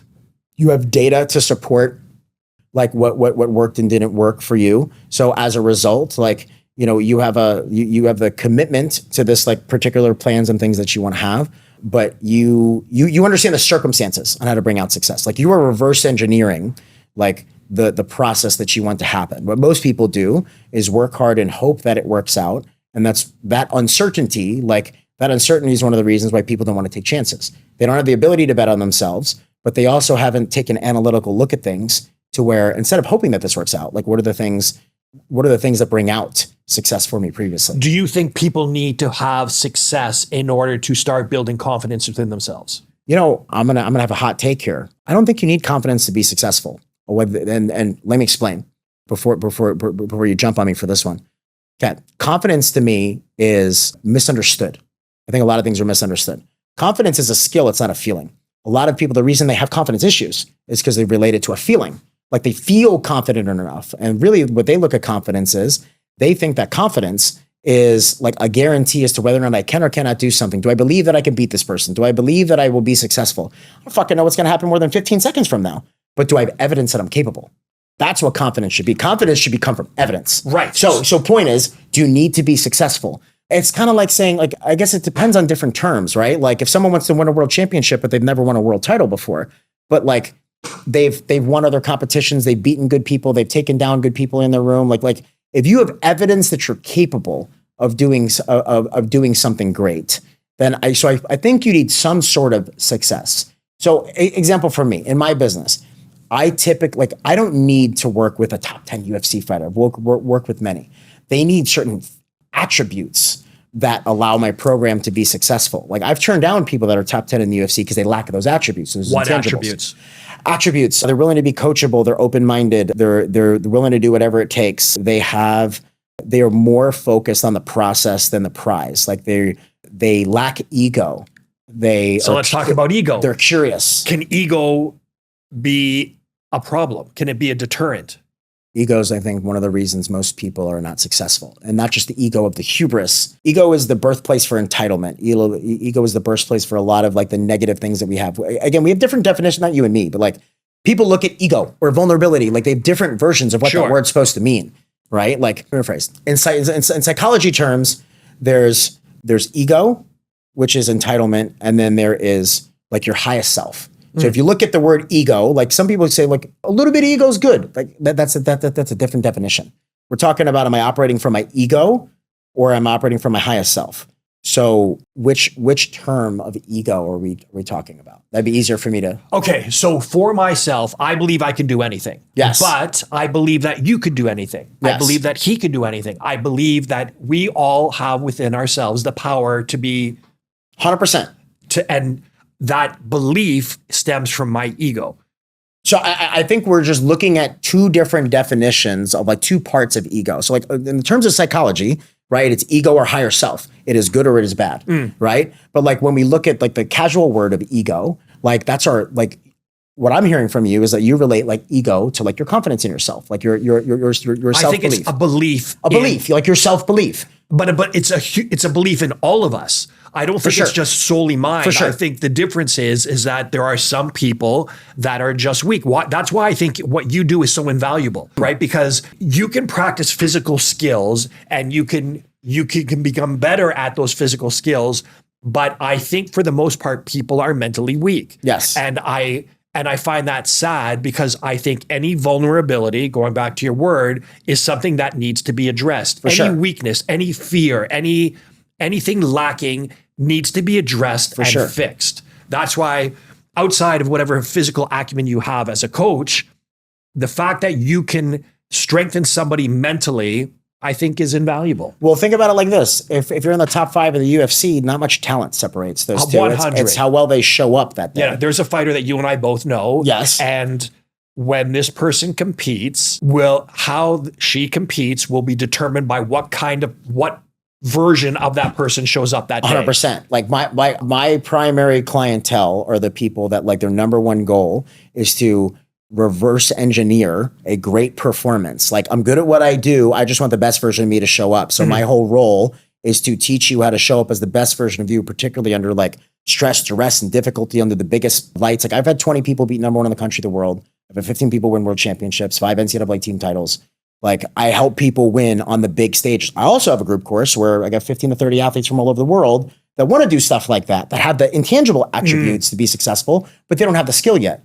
Right. So I don't need to have like you said, physical skill only gets you so far. Otherwise, the most skilled people would all be world champions. The hardest workers would all be world champions. Right. It's how well do you show up when shit is on the line. So like you follow jiu-jitsu, obviously, right? Yep. So like I worked with Amanda Levy when she beat Gabby Garcia. That was the biggest upset in pretty much jiu-jitsu history. That was who's number one seed versus number 8 seed. Number 1 pound for pound in the world, doesn't even do jiu-jitsu anymore. She does MMA at the time.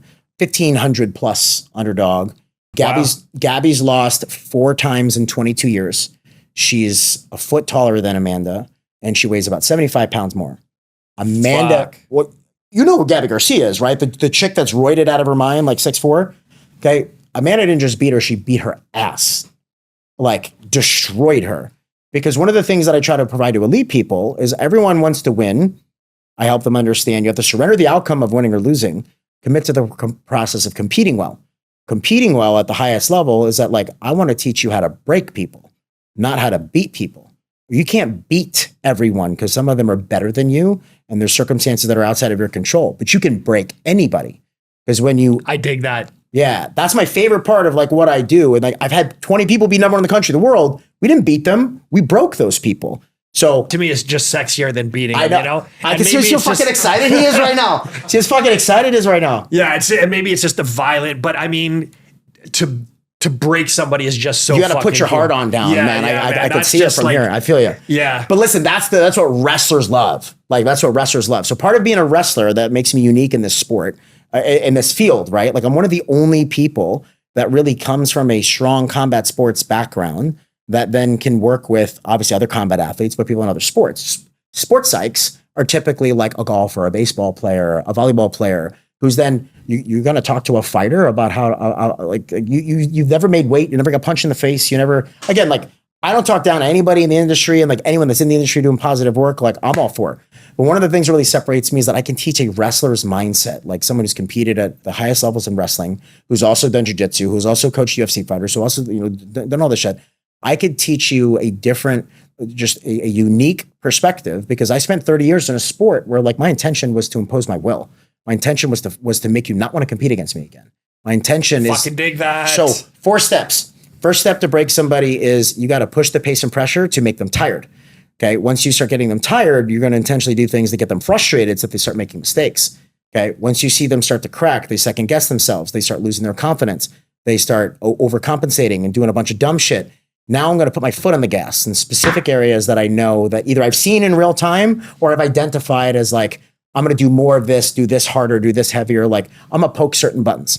Now at this point, step 4 would be to make them never want to compete against you again. So funny story, you'll appreciate this. Okay. I used to be step 4 was step on their throat. And I said step on their throat in a Zoom call around the time of George Floyd. Oh God. And I got a lot of shit for that. It's the world that we live in. It's the reality, like whether it's not good, it's not bad. It just is. If I want to exist in certain like me as a speaker, like if I want to exist in certain parts of that world, like I just got to be smart. Point is now I say, make them never want to compete against you again. Okay. But the fun part of that is, okay, the golden rule in life is what? To treat people as you want to be treated. Okay. The golden rule in combat sports and high level sports is treat people the way you don't want to be treated. Just respectfully disrespect somebody. Right. So like when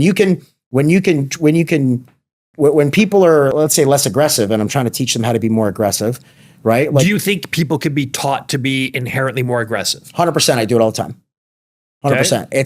It's inherently more aggressive. No, like they're born a certain way. They're a product of their experiences, their morals, their values. But if you're in jiu-jitsu, because I get this a lot. Some men are more hesitant. It's not that they don't have the capacity to be aggressive. They're more focused on not making a mistake. So I could teach them how to not value making mistakes. And like, here are some strategies that you can learn how to be tactically aggressive.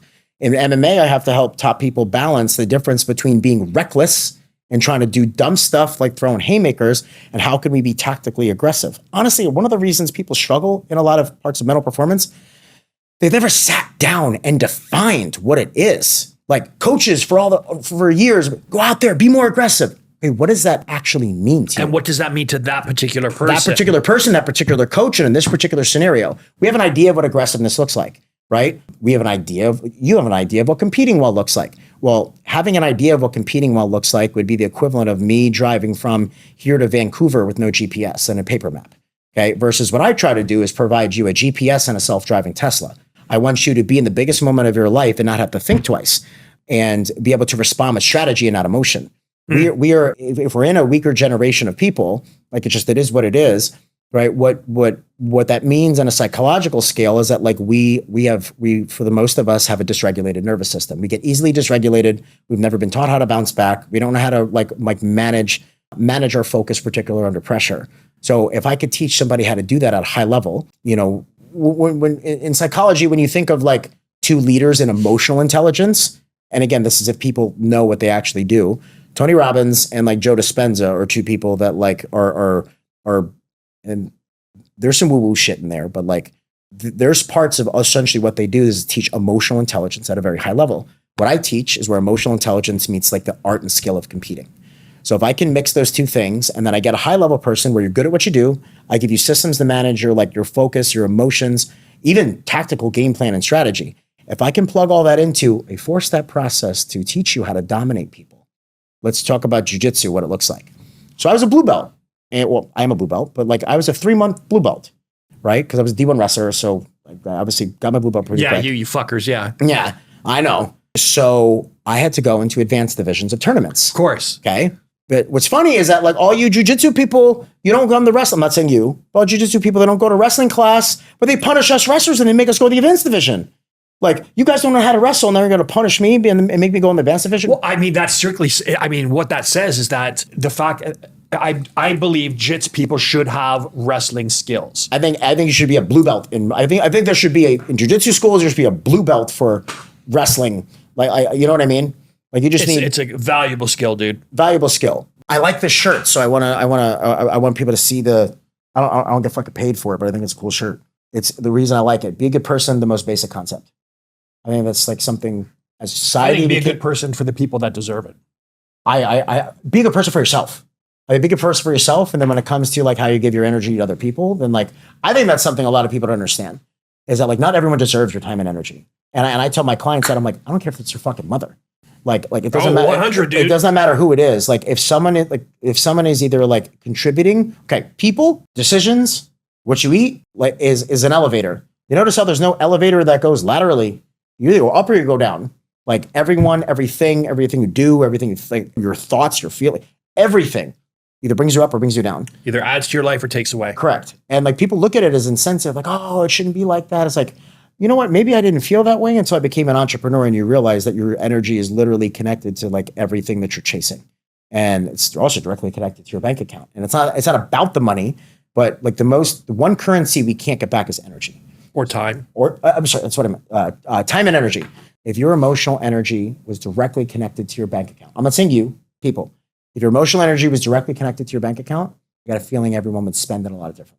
Mm-hmm. We give energy to people and places and things and situations that don't serve us. But if every time that you did that on a simple way, like people giving in the negative thoughts, people investing in toxic this or that, if every time you did that, I took $500 out of your bank account, you're going to go broke or you're going to figure it the fuck out. If every time you made an excuse for something that you didn't want to do and you negotiated with it, it took $500, right? When you're faced between death or success, literal life or death of your bank account, extreme examples I give sometimes to my clients. If you know who Kerry Collat is? No. One of the greatest high school and senior level wrestlers of all time. He's the coach of the Naval Academy now. Oh, cool. But he was in high school winning college tournaments, like just absolute gangster. His dad, my understanding goes, is that his dad, if he would get held on bottom, his dad would cattle prod him when he got home. So if you're faced between getting up or not, whether or not you get electrocuted when you come home, I got a feeling you're going to get the fuck up. So the point is, what people don't realize that a majority of the things that happen, like even in sports, if I go to a room of wrestlers, okay, how many of you got pinned this year? Well, a couple people raise their hands. Okay. Could you genuinely not get off your back? Like it was not physically possible? Nah, man, I was caught. If I told you I was going to burn your house down if you didn't get off your back, you think you could have gotten off your back? And they're like, well, yeah, duh. Okay, so you're telling me it was a choice. Because if it was important enough for you to save your family, your dog, and all those things, you would have found a way. I think that goes back to your point is that like failure is like giving up and like not finding a way. There's a book called Everything is Figure Outable. Haven't read it, but I love That's a great title. Yeah, Marie Forleo. I was in a training. It was that chick, Dean Graziosi, Matthew McConaughey, and Tony Robbins. It was an event, but it was like the small like VIP version where it's just, let's say 25, 30 people. Mm. So this chick said two things. One, she talked about how everything is figure outable. which I think if you're an athlete or a business owner who's been successful, you understand that. The other thing she says was something that was interesting, you'll appreciate, is the power of I don't. Do you understand the power? Have you ever heard that? The power of I don't? No. Okay. If you say I can't versus I don't, okay? I can't, no, I don't. I want you to ask me a question. Imagine I'm on a diet. Offer me a piece of cake. Would you care for a piece of delicious cake? I can't have cake right now. I'm on a diet. That feels like, ugh, it feels ick. I feel FOMO, right? I don't feel good about it. Ask me again. Care for a piece of cake? No, I don't want cake right now. A little more value-based decision, but I still kind of wish I had cake. Would you care for a drink? I can't have a drink tonight. Come on, man. Like it's my only night here. Let's go grab a drink. Man, I can't. You'll probably convince me I have FOMO. It's hard. If you ask me again, I say no. You can probably convince me. I feel a little bit more convicted. If you ask somebody and they say, I don't drink, you don't ask and you don't push it either. Because I don't drink. Yeah. So when someone asks me, do you want to drink? I don't drink. Right? I don't ask you again. That's but if right. you say, I can't have a drink, come on, man. It's Friday night. I'm in town. Because then it's sort of like a competition. Can I break this person? 100%. Yes. No, very interesting. So you are 8 times more likely to not negotiate with yourself if you use the word I don't versus if you use the word I can't. Science proven. So one of the exercises in my program, we do this 2 different ways, right? Confidence in part is built like a skill by learning how to not negotiate with yourself. I bring them through exercises on how you can identify where you negotiate with yourself, why you negotiate with it, how you can negotiate less, and you use an I don't statement, right? So if one of the things you struggle with is like being overwhelmed, okay? Think of your brain, actually, let me back up for a second. Think of your brain like a dog, okay? When your dog goes to pee on the carpet, you don't say, hey, buddy, can you please not pee on the carpet? Like, I'd really rather you pee outside. Like, I got to spend all this time cleaning it up. No, my fiance, that's how she does it. Yeah. Well, what do we do and what's effective? No, we don't do that. We go over here. So as an athlete or a high performer, our brains, we need to treat it sometimes like a dog. Short, simple commands. Athletes, sometimes they talk way too much. Like they have so much going on in their head. Simple, short commands that interrupt something. So point is, if you were struggling with something, when you come up with an I don't statement, your brain is like a dog. It will listen to short, sweet commands a lot easier versus like, I can't do this. I can't. Example, she talks about being overwhelmed. Okay. She's like, I realized I was growing this business and I was really struggling being so overwhelmed. Right. Like, and I would use a lot of I can'ts or no's. She's like, well, what I notice is that like, when I say I don't do overwhelm, like you talk to it, like you talk to a dog about to piss on a carpet. I don't do this. I don't negotiate with how many reps that I do. I don't show up late. I don't do this thing. I don't do this thing. It's no different than like when I ask you for a drink, you're like, I don't drink. Your brain says the same thing. I think that's in my mind, I contribute that and associate that with discipline, right? Like I just refuse to accept weakness. So you have extreme discipline. How can you teach somebody who does not have quite of extreme discipline over long periods of time? That's what I'm saying is when you use something like I don't statements, if we go through like sports, career, and life, and they identify what do you tend to negotiate with yourself with? Why do you negotiate with these things? What are I don't statements? And in that moment, when you find yourself negotiating with it, that you can have affirmative action to shut your brain up, because with your brain, your nervous system is only designed to keep you safe. It's not designed for bravery, right? So yes, agreed. The negative thoughts that we have like in our brain are not because we are weak, people are weak. But our negative thoughts in our brain, they're literally designed to keep you safe. So if anything that feels like a threat or we can't control the outcome, your brain's going to convince you why you can't, why you shouldn't, why you won't. That's its default. It's literally having those thoughts before a competition is your brain literally doing its job. Okay, what we're not designed for is to be brave, and we don't have systems, skills, or strategies to counteract those thoughts. What most people do is average athletes, they piss their pants, right? They can't focus. Good athletes are like, I'm fine. They just push it to a side. Yep. The problem is when you push it to the side, if you go to the doctor and your doctor's like, hey, I found a little bit of cancer like in your arm, but like, don't worry about it. You're fine. You're like, no, get the fucking shit out of me. You know what I mean? So thoughts are like someone knocking on the door. The idea is that like every single time you have a thought, you must respond in a productive way if you want to make a productive decision. It's not, I'm fine. If someone knocks on my door, I'm either going to open the door and be like, yo, what's up, man? How are you? I'm going to look through my peephole or my blink camera and like tell them to get the fuck off my porch. Or I'm going to open it a little bit and be like, hey, like, you know what I mean? Yep. Like if you're the landlord of your mind, then you got to answer those things. And ignorance does not like help us succeed, because those are the type of people, they're good till they're not. Yes. They're good till they're not. So anyways, going back to the safety thing, is that like when you can have strategies, when you can identify, I call it aim in the right direction. You want to execute, bring attention to the thoughts and feelings you want to have, set intentions for what you're going to do and how you're going to manage those situations, manage your energy and emotions, and then evaluate regularly. If I want to reverse engineer a good performance, I have to aim in the right direction. I have to bring attention to the thoughts and feelings that I know that bring out my best, set intentions for how I'm going to handle these things, learn to manage energy and emotions in those moments, and then evaluate how good of a job that I did. So I have a very specific journal that I've created for like my athletes that is not in my opinion, in their opinion and in their results, like very, very substantial in creating neuroplasticity, because you create neuroplasticity through reps. Yes. So if I want to get you to think and feel a certain way in those big moments, then my best opportunity is to ask you questions that make you think and feel those things every single day. Yes. And if I want you to value gratitude, opportunity, excitement, getting better, seeing adversity as a good thing, like reframing your view on adversity, those sort of things, I'm going to ask you questions every day that do the work for me. It's not the once a week motivational talk. It's not just the worksheets that I do that make the change. I'm literally rewiring your nervous system by asking you. That's reverse engineering. Yes. So I don't remember where we started in that, but that's where we went. So power of I don't, I think, is where we started. I do believe that this never say die mentality, this unbeatable mindset, do you take that and train? So you and I use the term alpha male, which is now considered to be toxic, but fuck you on that. Yeah. That mindset that's a universal mindset. Business people can have that. Yeah. So let's play this out. Somebody comes to see you. What do I need to identify within myself in order to realize that I have a need for you? So there's usually like the main two people that come to me, they are problem aware. So like That's the point though. They need to be aware. Like you said, I only work with people that have a certain level of emotional intelligence. Got it. You could be top 5 in the UFC. If I can identify that you lack like self-awareness and you lack coachability, you have the negative side of ego, like to where you're not going to listen to feedback from other people. I've said no to big names, because what I've realized, and part of this was like doing a lot of like business, receiving business coaching. Like I know what my ideal client looks like. Like I know what I can get results from.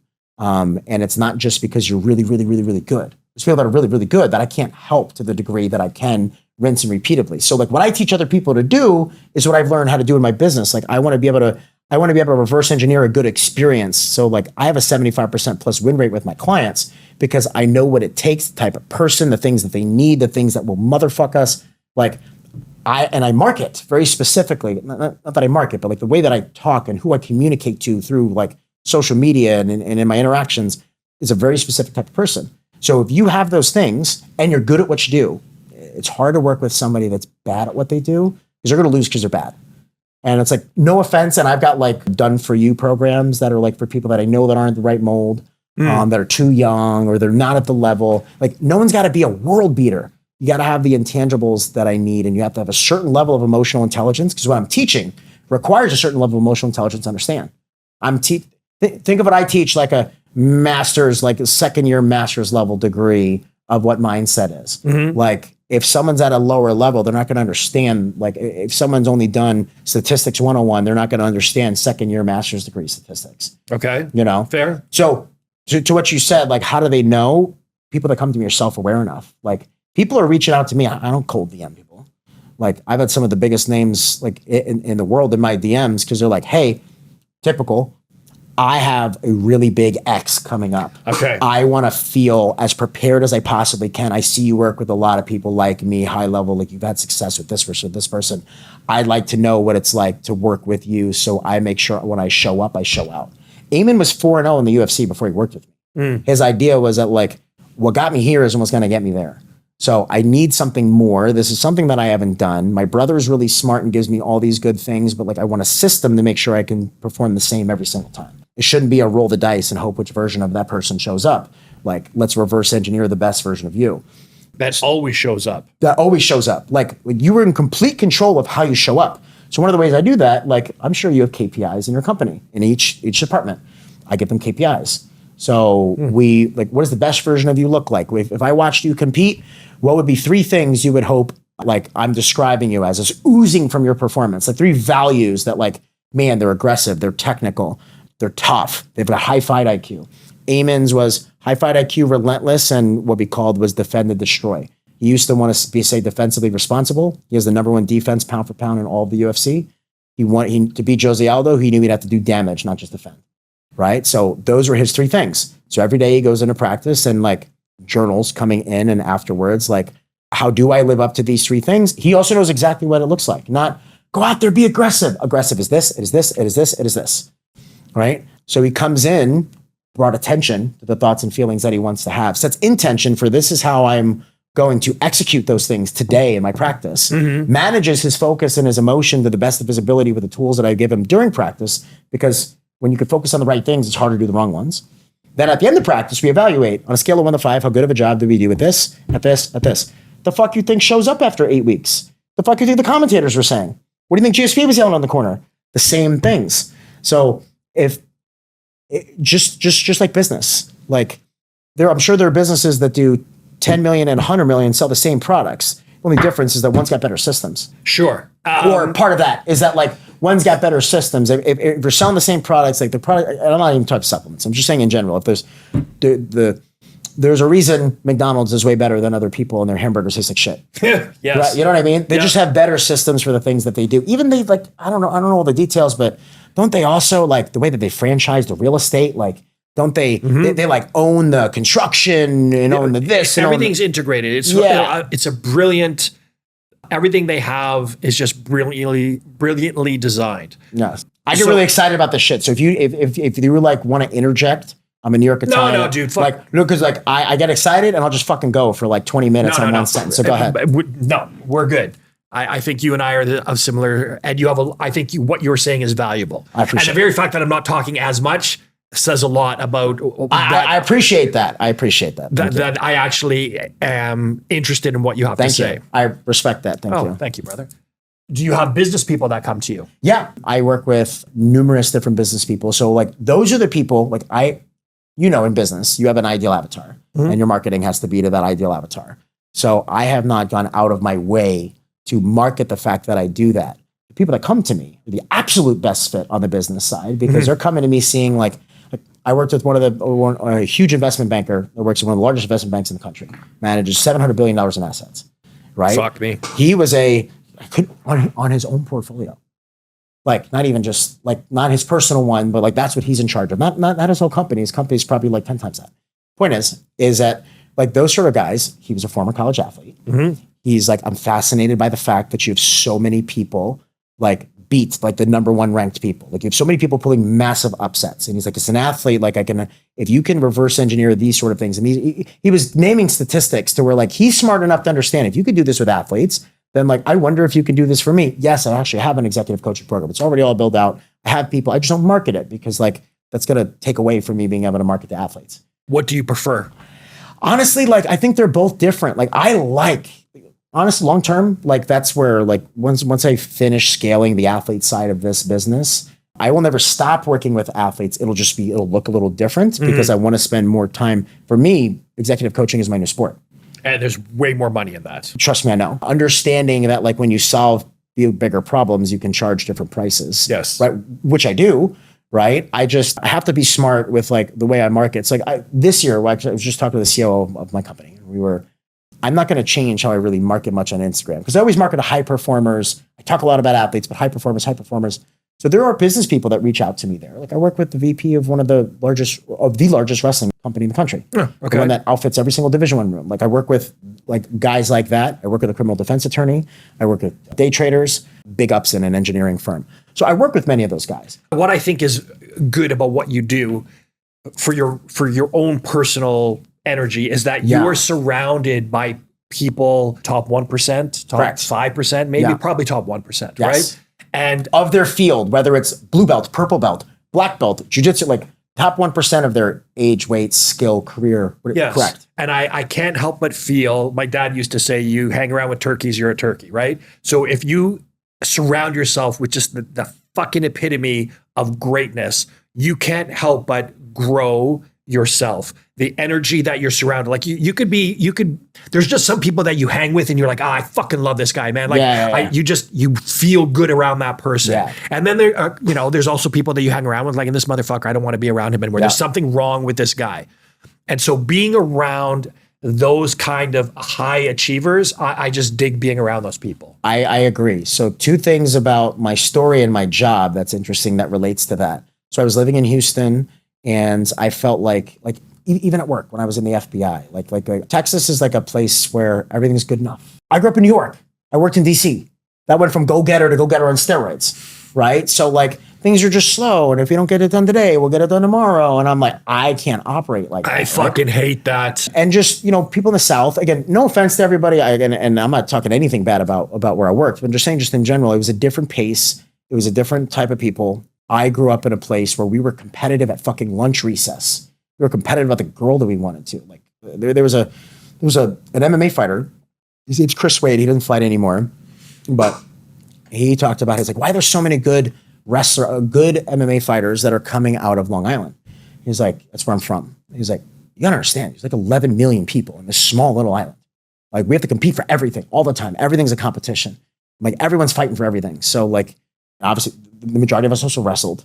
So fast forward now, like I'm in Houston, and I felt myself like, I lived there for 10 years. I might've had 5 clients in the city of Houston. I was having a constant going 50, 60 flights a year. And what would happen is, like, I would either be brought out to work with, or like early in my career, like I'm trying to associate myself with like higher performers. It got to the point where like I'm working with people, like I'm flying out to go work with Wei Lee. I'm flying out to go spend time with John Jones. I'm flying out to go these places. And then I go back to a place where like everyone thinks they know it all already. I'm like, I'm literally with John Jones, who has 20 fucking minutes of straight questions. Jordan Burroughs, who pulls me aside at 2:30 in the morning, not because I'm special, because they're curious. Like, the best always want to learn more. So I realized I was constantly around nothing but high performers. It was hard to then like go back to people that felt like they already knew everything. And like, there's no better way to do things. And so now what I've done is I've created a community, like not just through social media, but like in my courses, right? Like I have a couple tiers to help people work with me.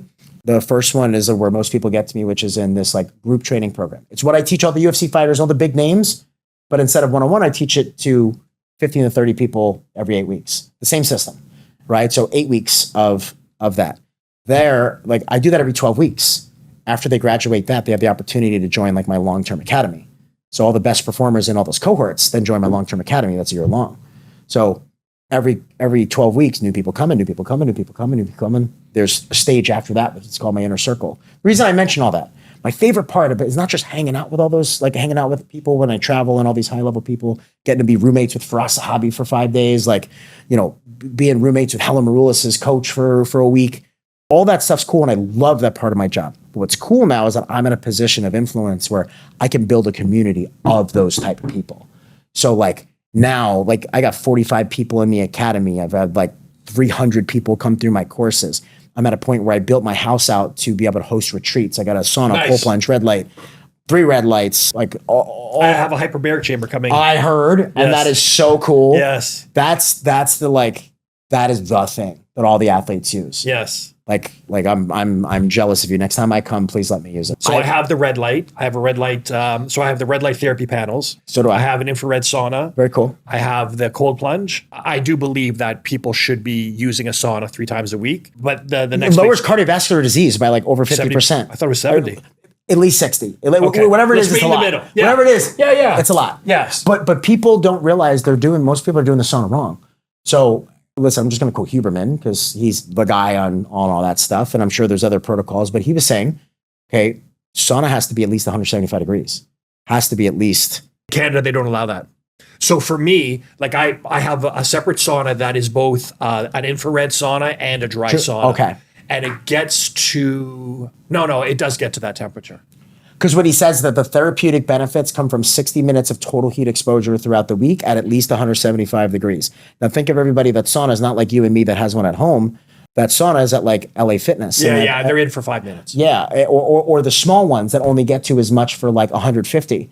So like what I've read, and again, you and I can have things that work for ourselves, like versus what Huberman says. But what he says, his protocol, minimum 11 minutes a week spread out of cold plunge. It has to be under 52 degrees. Doesn't have to be 37. It's just more mental toughness thing than it is other. The sauna has to be at least 175, 60 minutes of exposure. The timeline of how long you're in the sauna determines like what implications it has. He said that if you're in the sauna for 60 minutes, besides severe risk of dehydration, what it says is 16-time increase of human growth hormone. Really? He said it, not some bullshit. He said it. I don't know how. I didn't get into the science, but like there's a podcast. That's 60 minutes spread throughout the week. No, like if you do one session, 60 minutes. Fuck that. I know. So essentially what he's saying is that like at 5 minutes, this happens. At 10 minutes, this happens. So what he's saying is that like once a week, someone could do something like 30 to a 60-minute session. And like, if you push to that point, there's some sort of like, I don't know if it's heat. I don't know how healthy that is. I don't disagree with you. Dispute. I mean, I'm a big fan of him and his theories. And, you know, I follow a lot of what he says. There's science, there's biohacking, and then reality is somewhere in the middle. Yeah, I couldn't sit in the sauna for 60 minutes. So you'd be surprised if you are really if you come in hydrated and you stay hydrated. Yeah. Like, and you do it 175, not 190. Like my sauna gets upwards of 200. My old wood burning sauna got upwards of 220. It literally burnt my thing on my skin. I didn't realize the first time I went in. Point is, like, you can go, I think he said like 165, 175. You can go lower and slower. If you come in hydrated and you stay hydrated at a lower, slower, you could definitely do it. It's when we go hot and when we don't come in with that level of hydration that we'll struggle. I've stayed for an hour in a sauna lower.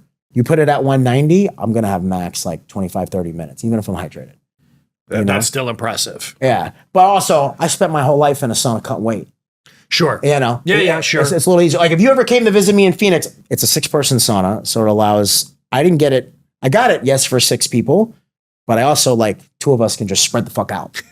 Yeah. Like those tiny little ones, you're like this, and I don't want to sit like this for, you know, however long. That's fair. That's fair. Yeah. So tell me about your setup. So sauna, cold plunge, red light. So what is your routine? What is the routine that you use? So I just recently injured, I tore my MCL. So right now, I'm doing peptides and I just had PRP done 2 sessions, decide if I'm going to do stems down the road. So typically in the morning, I will do a cold plunge and then I'll train. What do you take before? Like, do you do any like nootropics or stuff in the morning? I have a green drink that I do basically with chlorophyll, wheatgrass, minerals, those trace minerals, lemon juice, ginger. It's this cute, that's this fucking witch's brew of, I take that, I'll do a cold plunge, I'll go train. And depending on the day, like I train twice a day, 6 days a week. So depending on the day, it'll either be some form of MMA, and I just use the MA generic term. That could be either jits or wrestling. Yeah, some form of martial arts. Some form of martial arts. Isn't that fun? You can just like Russian roulette, like, what do I want to do today? I'm going to punch somebody today. I'm going to choke somebody today. Well, I have the routine depending on the day. So like typically today is Thursday. I would have been doing jiu-jitsu in the morning at 9 a.m. And then my evening session would be some kind of strength and conditioning. Well, I'm saying, how cool is it that because you've had such a diverse experience in martial arts, like even though you have a routine, you could at anything, I want to do some Muay Thai today. I want to do some jiu-jitsu today. I want to do some, like, you have the ability versus if you're just good at basketball, you're just good at basketball. Yeah. Like, and I only train with coaches. I don't go to regular classes strictly because I ask a lot of questions. And when we're training, I find the best way to learn for myself is, okay, this is what I want to do. How do I do this? When we're rolling, if I make a mistake after the roll, like, I noticed that you put a triangle on, I didn't get out the same way. I didn't stack you properly. What did I do? As opposed to in a class, you can't be the focus, right? You have everybody else in the class and you got to share the intelligence. Whereas I want to get to point A to point B as quick as possible. Success loves speed. There you go. And I'm impatient as fuck.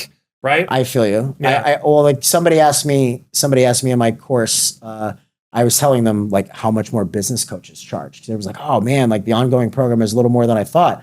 I was like, really? Because my business coach charges $40K a month for 1 30-minute call for like her mastermind, like type of thing. I don't subscribe to that. I'm just saying, like there's like a weekly 30-minute call is like upwards of $35,000, $40,000.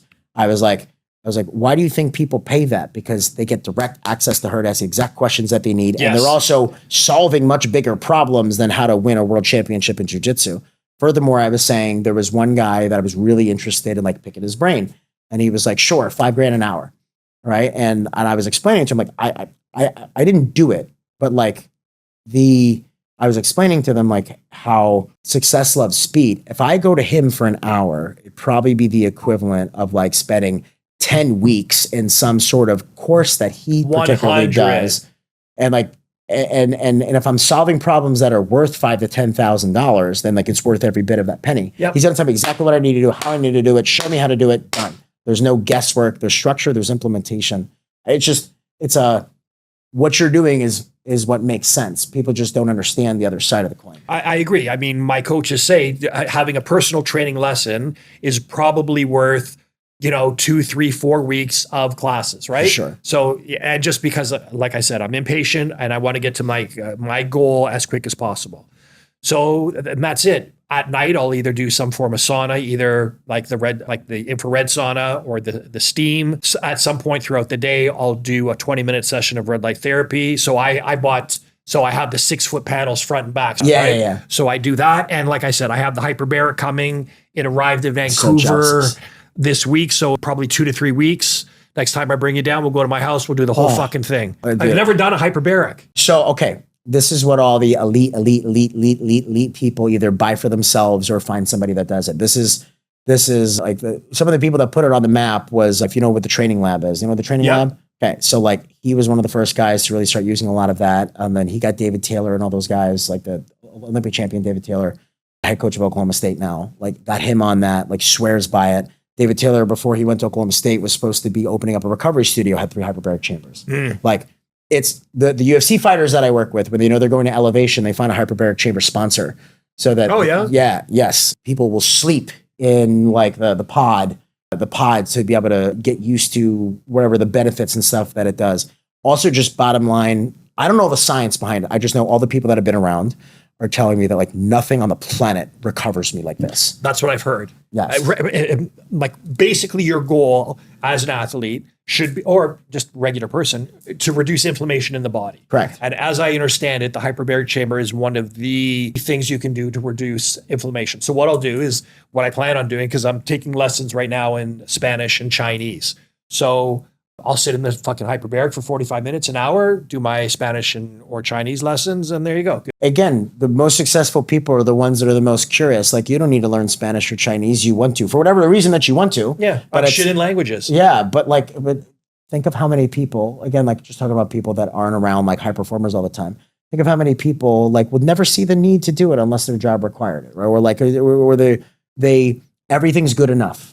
That was something that I struggled with, like being in certain circles for like in younger parts of my career. Everything was good enough. I did enough training. I did enough this. On the flip side, sometimes we could do way too much, right? I think people that think, like, I literally used to have a t-shirt that I gave my kids. I would say, outwork everyone.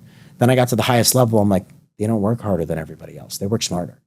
Kobe always talks about, it's not about how hard you work at practice. It's not about how much you practice. It's how focused you are at practice. Like what I noticed going to the Olympic Training Center, going to the fighters, it's everyone at the top works hard. You don't have to outwork the other people. You have to outsmart 100. How you work. Yes. Like, how much can I get in 45 minutes what takes you an hour and a half to do? Mm-hmm. That's why I see there's value in dealing with the elite. My old karate club, when I was the one I joined when I was 19, they're on the wall, it said practice makes perfect. And then they crossed it out. It was perfect practice. Practice makes perfect. Right. Yes. And that's the thing. You can fucking jerk off all day long, wasting your time thinking you're doing enough, and you're not. You're wasting your time. One of the things that I always tell people is that like everyone thinks you're going to work hard, and everyone works hard in hopes that they win, but they're working in no particular direction. Relying on hard work without a system is the equivalent to like running a race with your eyes closed. I'm going to run really hard, but in no clear direction, right? If you have a clear direction of where you're going to go, plugging a goal into hard work guarantees nothing.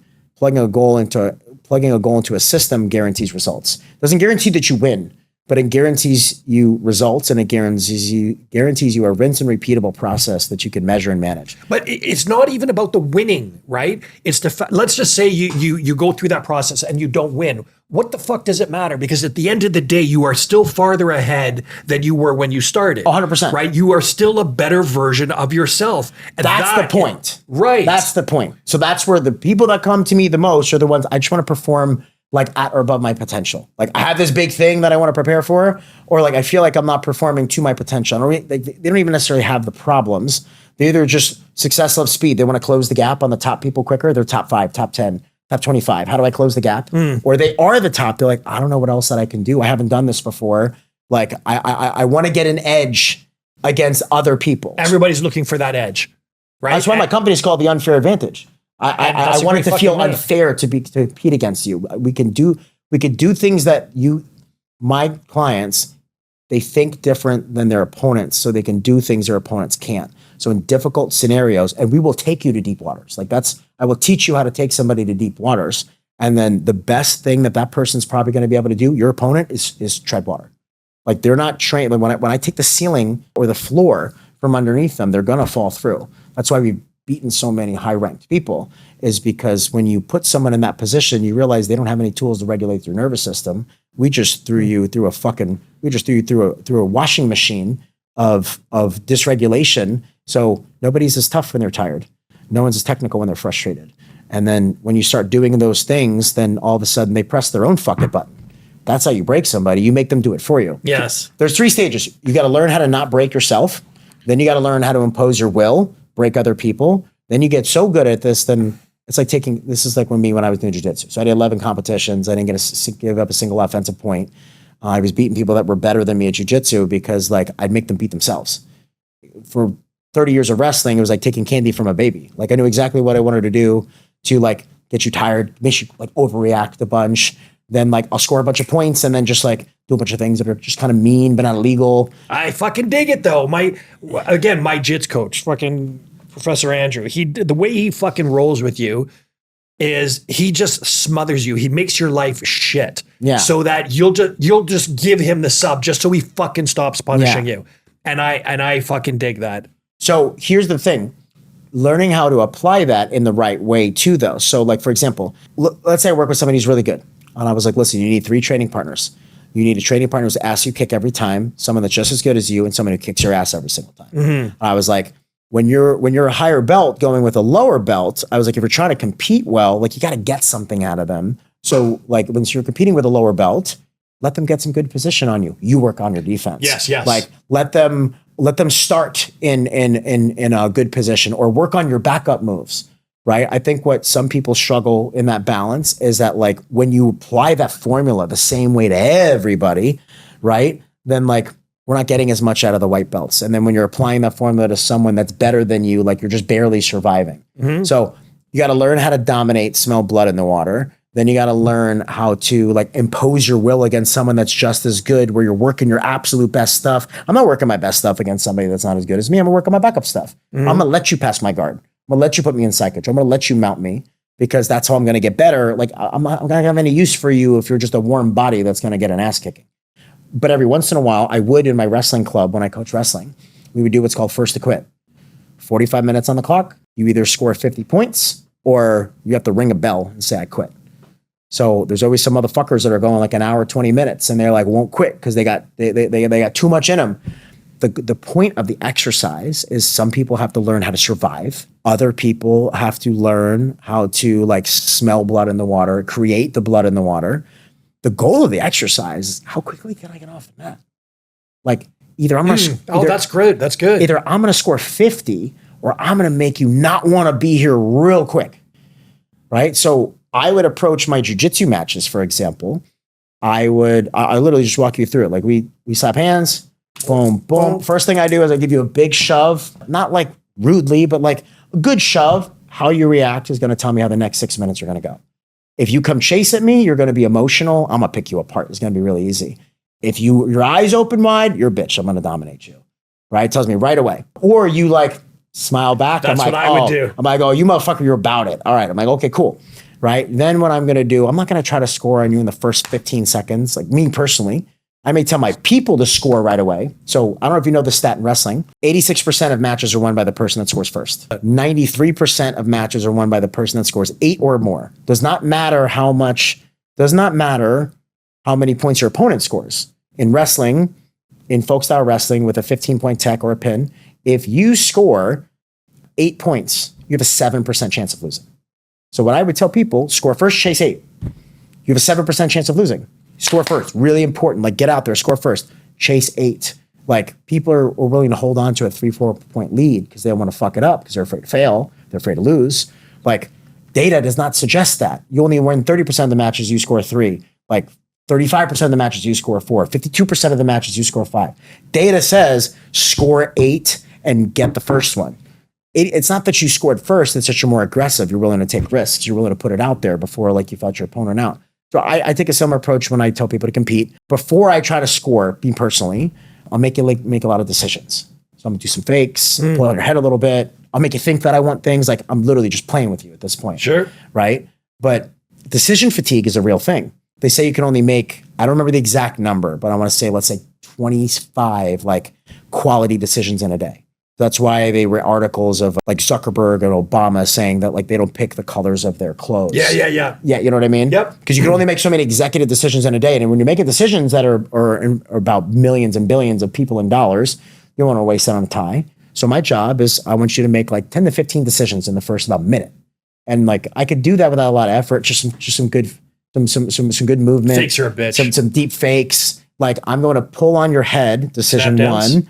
Yeah, I'm just literally going to pull on your head, decision one. Your head's going to pop up. I'm going to reach my hand. I have no intention of doing anything, just making you make a decision.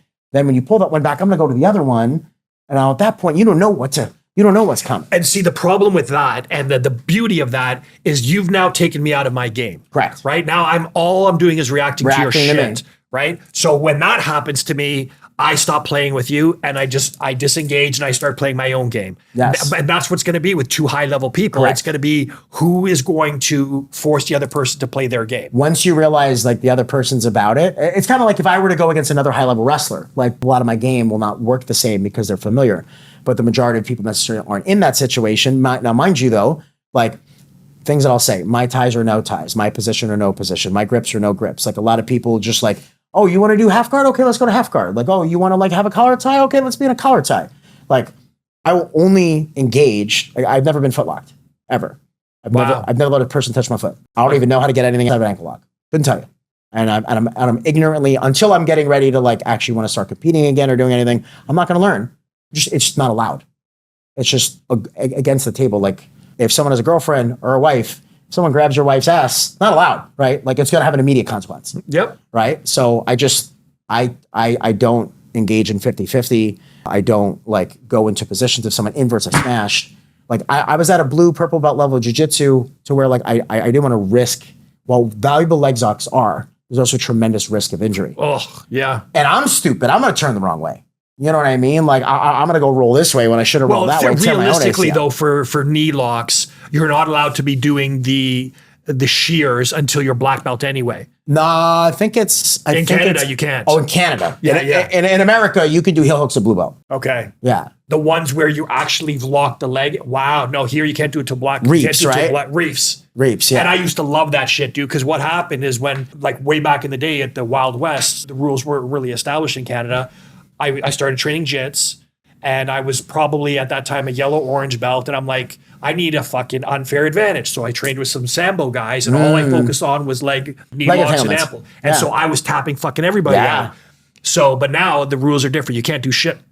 Dude, white belts were reaping up until like a year or two ago. Not here in Canada, man. And like, what's that leg scissor takedown where they like the stupid jujitsu? I love that shit. I love that shit. But people that don't know what they're doing, they're fucking killing people's knees. Yeah. I agree. It's a great takedown. Actually, that was banned. Actually, I believe it was banned. Yes. Martin was saying why that was disallowed. I think someone in the Olympics, somebody was expected to win in the Olympics and got his knee completely fucked up by that scissor sweep. I forgot to share. And it's sexy as shit. It looks great. It looks great. John Wick shit. Yes. I forgot to complete my thought because I think you'll appreciate it as a jiu-jitsu competitor. Point is, I get you tired first. I do things that make you tired and frustrated. Yep. I make you make a lot of decisions. You start second guessing. Then you're going to compensate. You're going to make mistakes. Okay. I have like a 6 to 8 point sequence. So like I'll do an outside single because I can't pass guard. I'm a wrestler. So I'm going to do an outside single. So when I take you down, I'm already outside of your guard. Yep. Then I'm going to do knee on belly points, takedown points, knee on belly points, mount points. At this point, I'm up by about 8. So at this point, statistically speaking, like it's almost statistically impossible for you to win unless you take me down 10 times, which you won't, or submit you, or submit me. But when you're down 8-0, what are you going to do? Dumb shit. Not you. When someone's down 8-0, they're going to overcompensate. They're going to panic. Like they understand I'm a wrestler. You can't take me down. The only way you can do is sub me, but I only allow to play in certain positions. I don't engage in whatever the shit you want to do because I'm not going to go where the fight goes. I'm going to dictate where it goes. So great example. I'm at a fight to win tournament and I'm up like about 8 or 10 points against a guy that I've seen compete on fight to win many times. It's like a minute left. He's like getting really frustrated because he can't get anything. And I'm trying to engage and he's like not able to get anything going. He goes for a flying triangle and he misses and knocks himself out. Nice. So like, when someone is... Yeah, it's a Hail Mary thing to do, though. Yeah. Or like a flying fucking E-bar. Arm bar. When someone is tired, they don't make good decisions. And then they start getting down on points, they get frustrated. Now they're starting to overcompensate. Like, if you're down by 4 or 5, you're going to try to do moves that get you 4 or 5 instead of just trying to close the gap. Yeah. So now all of a sudden, like a great example is in wrestling. We're wrestling freestyle. I hit a 4-point move, which means I put your feet to your back. Right? Like I back exposure. Takedown's 2 points, back exposure is 4 points. When most people get hit with a 4-point move, what do you think they immediately try to do? Get the 4 points back. Get the 4 points back. So what happens? You rush, you do some dumb shit. Now all of a sudden it's 6-0 because you try to score 4 instead of just, you can get a push out for 1, you can get a takedown for 2, but you're so annoyed that you gave up a big move that you try to do another big move. Now you're down by more. So now you feel like shit about yourself and now you're tired. Now you're tired and you're frustrated. So you're going to make more mistakes. That's how I get you to beat yourself. So if I could teach people how to do that, that's the ultimate skill. So I remember working with Northwestern University. We're in the quarterfinals of the NCAA tournament. That team previously beat them out to go to the national championship the year before. This time, like the girls are literally on the field and you hear them, they're fucking starting to break, step on their throat. Like these girls from like a prim and proper school, like you hear them, they were just really embracing just playing physical, being relentless, being aggressive, like with the intention of like, let's make them not want to play anymore. They didn't do anything dirty. They didn't do anything reckless. Like they played at a pace and a pressure that made those other girls start dropping passes, forget how to shoot. Like that's the idea, is take you out of your game. It was one of the things I do with the high level fighters too. When we game plan, we do a SWOT analysis for ourselves. Mm-hmm. We also do a SWOT analysis for our opponents. What are my opponent's strengths, but how do I shut it down and get to my stuff? Yep. What are my opponent's weaknesses? How do I exploit it? Opportunity is where am I better than them? Threats, where are they better than me? Right? So we have our own SWOT of our habits. That applies to business as well. Oh, where do you think I got it from? Yep. Right? You know what I mean? Like understanding the few business courses that I took in college, like understanding like the strengths and weaknesses, opportunities and threats of our business.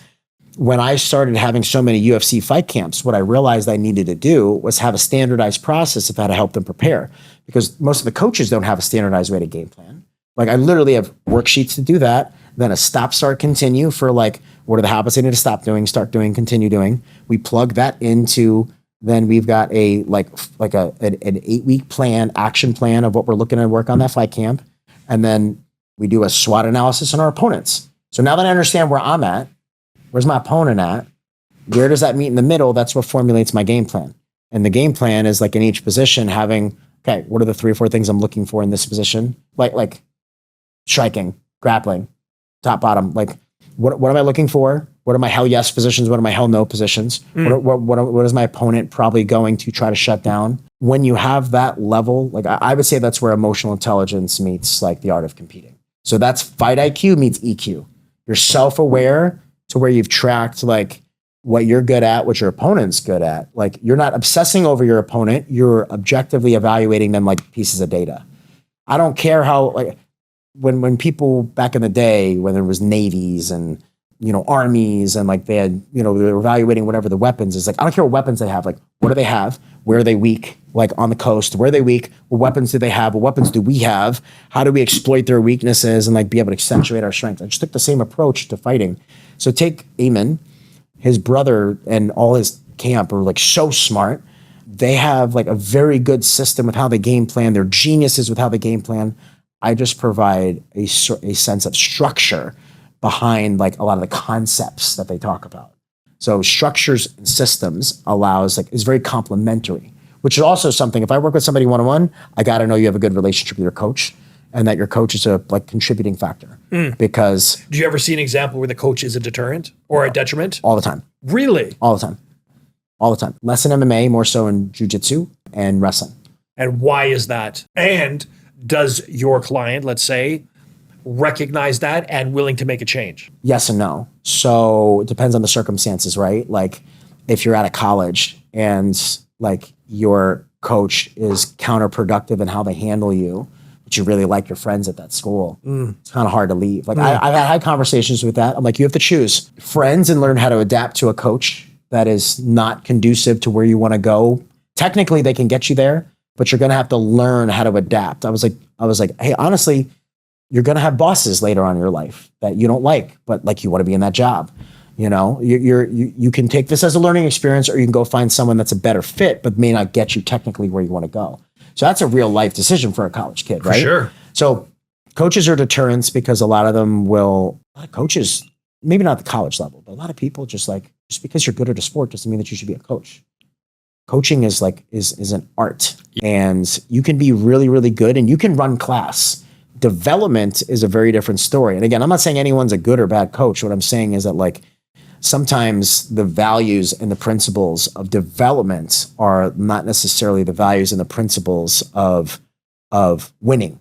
What I mean winning in the negative sense, where you overvalue winning, where you're so focused on winning. Like you got to understand in combat sports, you have to surrender the outcome of winning or losing. If you cannot surrender the outcome of winning or losing, you will constantly be controlled by it. Have you ever read Chop Wood, Carry Water? No. 10 out of 10 recommend. I'm going to read you something. It's one of the greatest things I've ever read. I do a special exercise with my clients the night before their fights. Very, very effective. I gatekeep the shit out of it for that reason. But one of the things we end with is this. Are you ready? Yep. The Chop Wood, Carry Water is Joshua Medcalf. He wrote a couple good books. This one is Chop Wood, Carry Water, Fall in Love with the Process of Becoming Great. Okay. The ultimate illusion of the human experience is control. The person you want beside you in battle is the person who has surrendered the outcome and surrendered to the fact that they might die. When you surrender the outcome, you are freed up to be at your best, to be in the moment, to trust your training. It is the one who has surrendered the outcome who ironically also has the greatest chance of survival. It is the one who has surrendered the outcome who also has the greatest chance of success. It is the one who has surrendered to the fact that they could fail who has the greatest likelihood of not failing. Surrendering the outcome doesn't mean that you care less about the outcome or your process. It doesn't mean that you don't give your very best. It means you have surrendered to the outcome that is outside of your direct control. Many mornings we pray and surrender things that we desperately want to control, but we know that we don't have control over. Surrendering the outcome is about having peace with that which is outside of our control without sacrificing the effort and care of what is inside of our control. Until you can surrender the outcome, you will always be the greatest enemy to your own success. In order to reach your greatest potential, you must operate with a heart posture of gratitude, commit to the controllable, surrender the outcome, and trust the process. I think that's a perfect way to end this podcast. Dude, it was an honor, man. Thank you. Thank you so much. I appreciate that.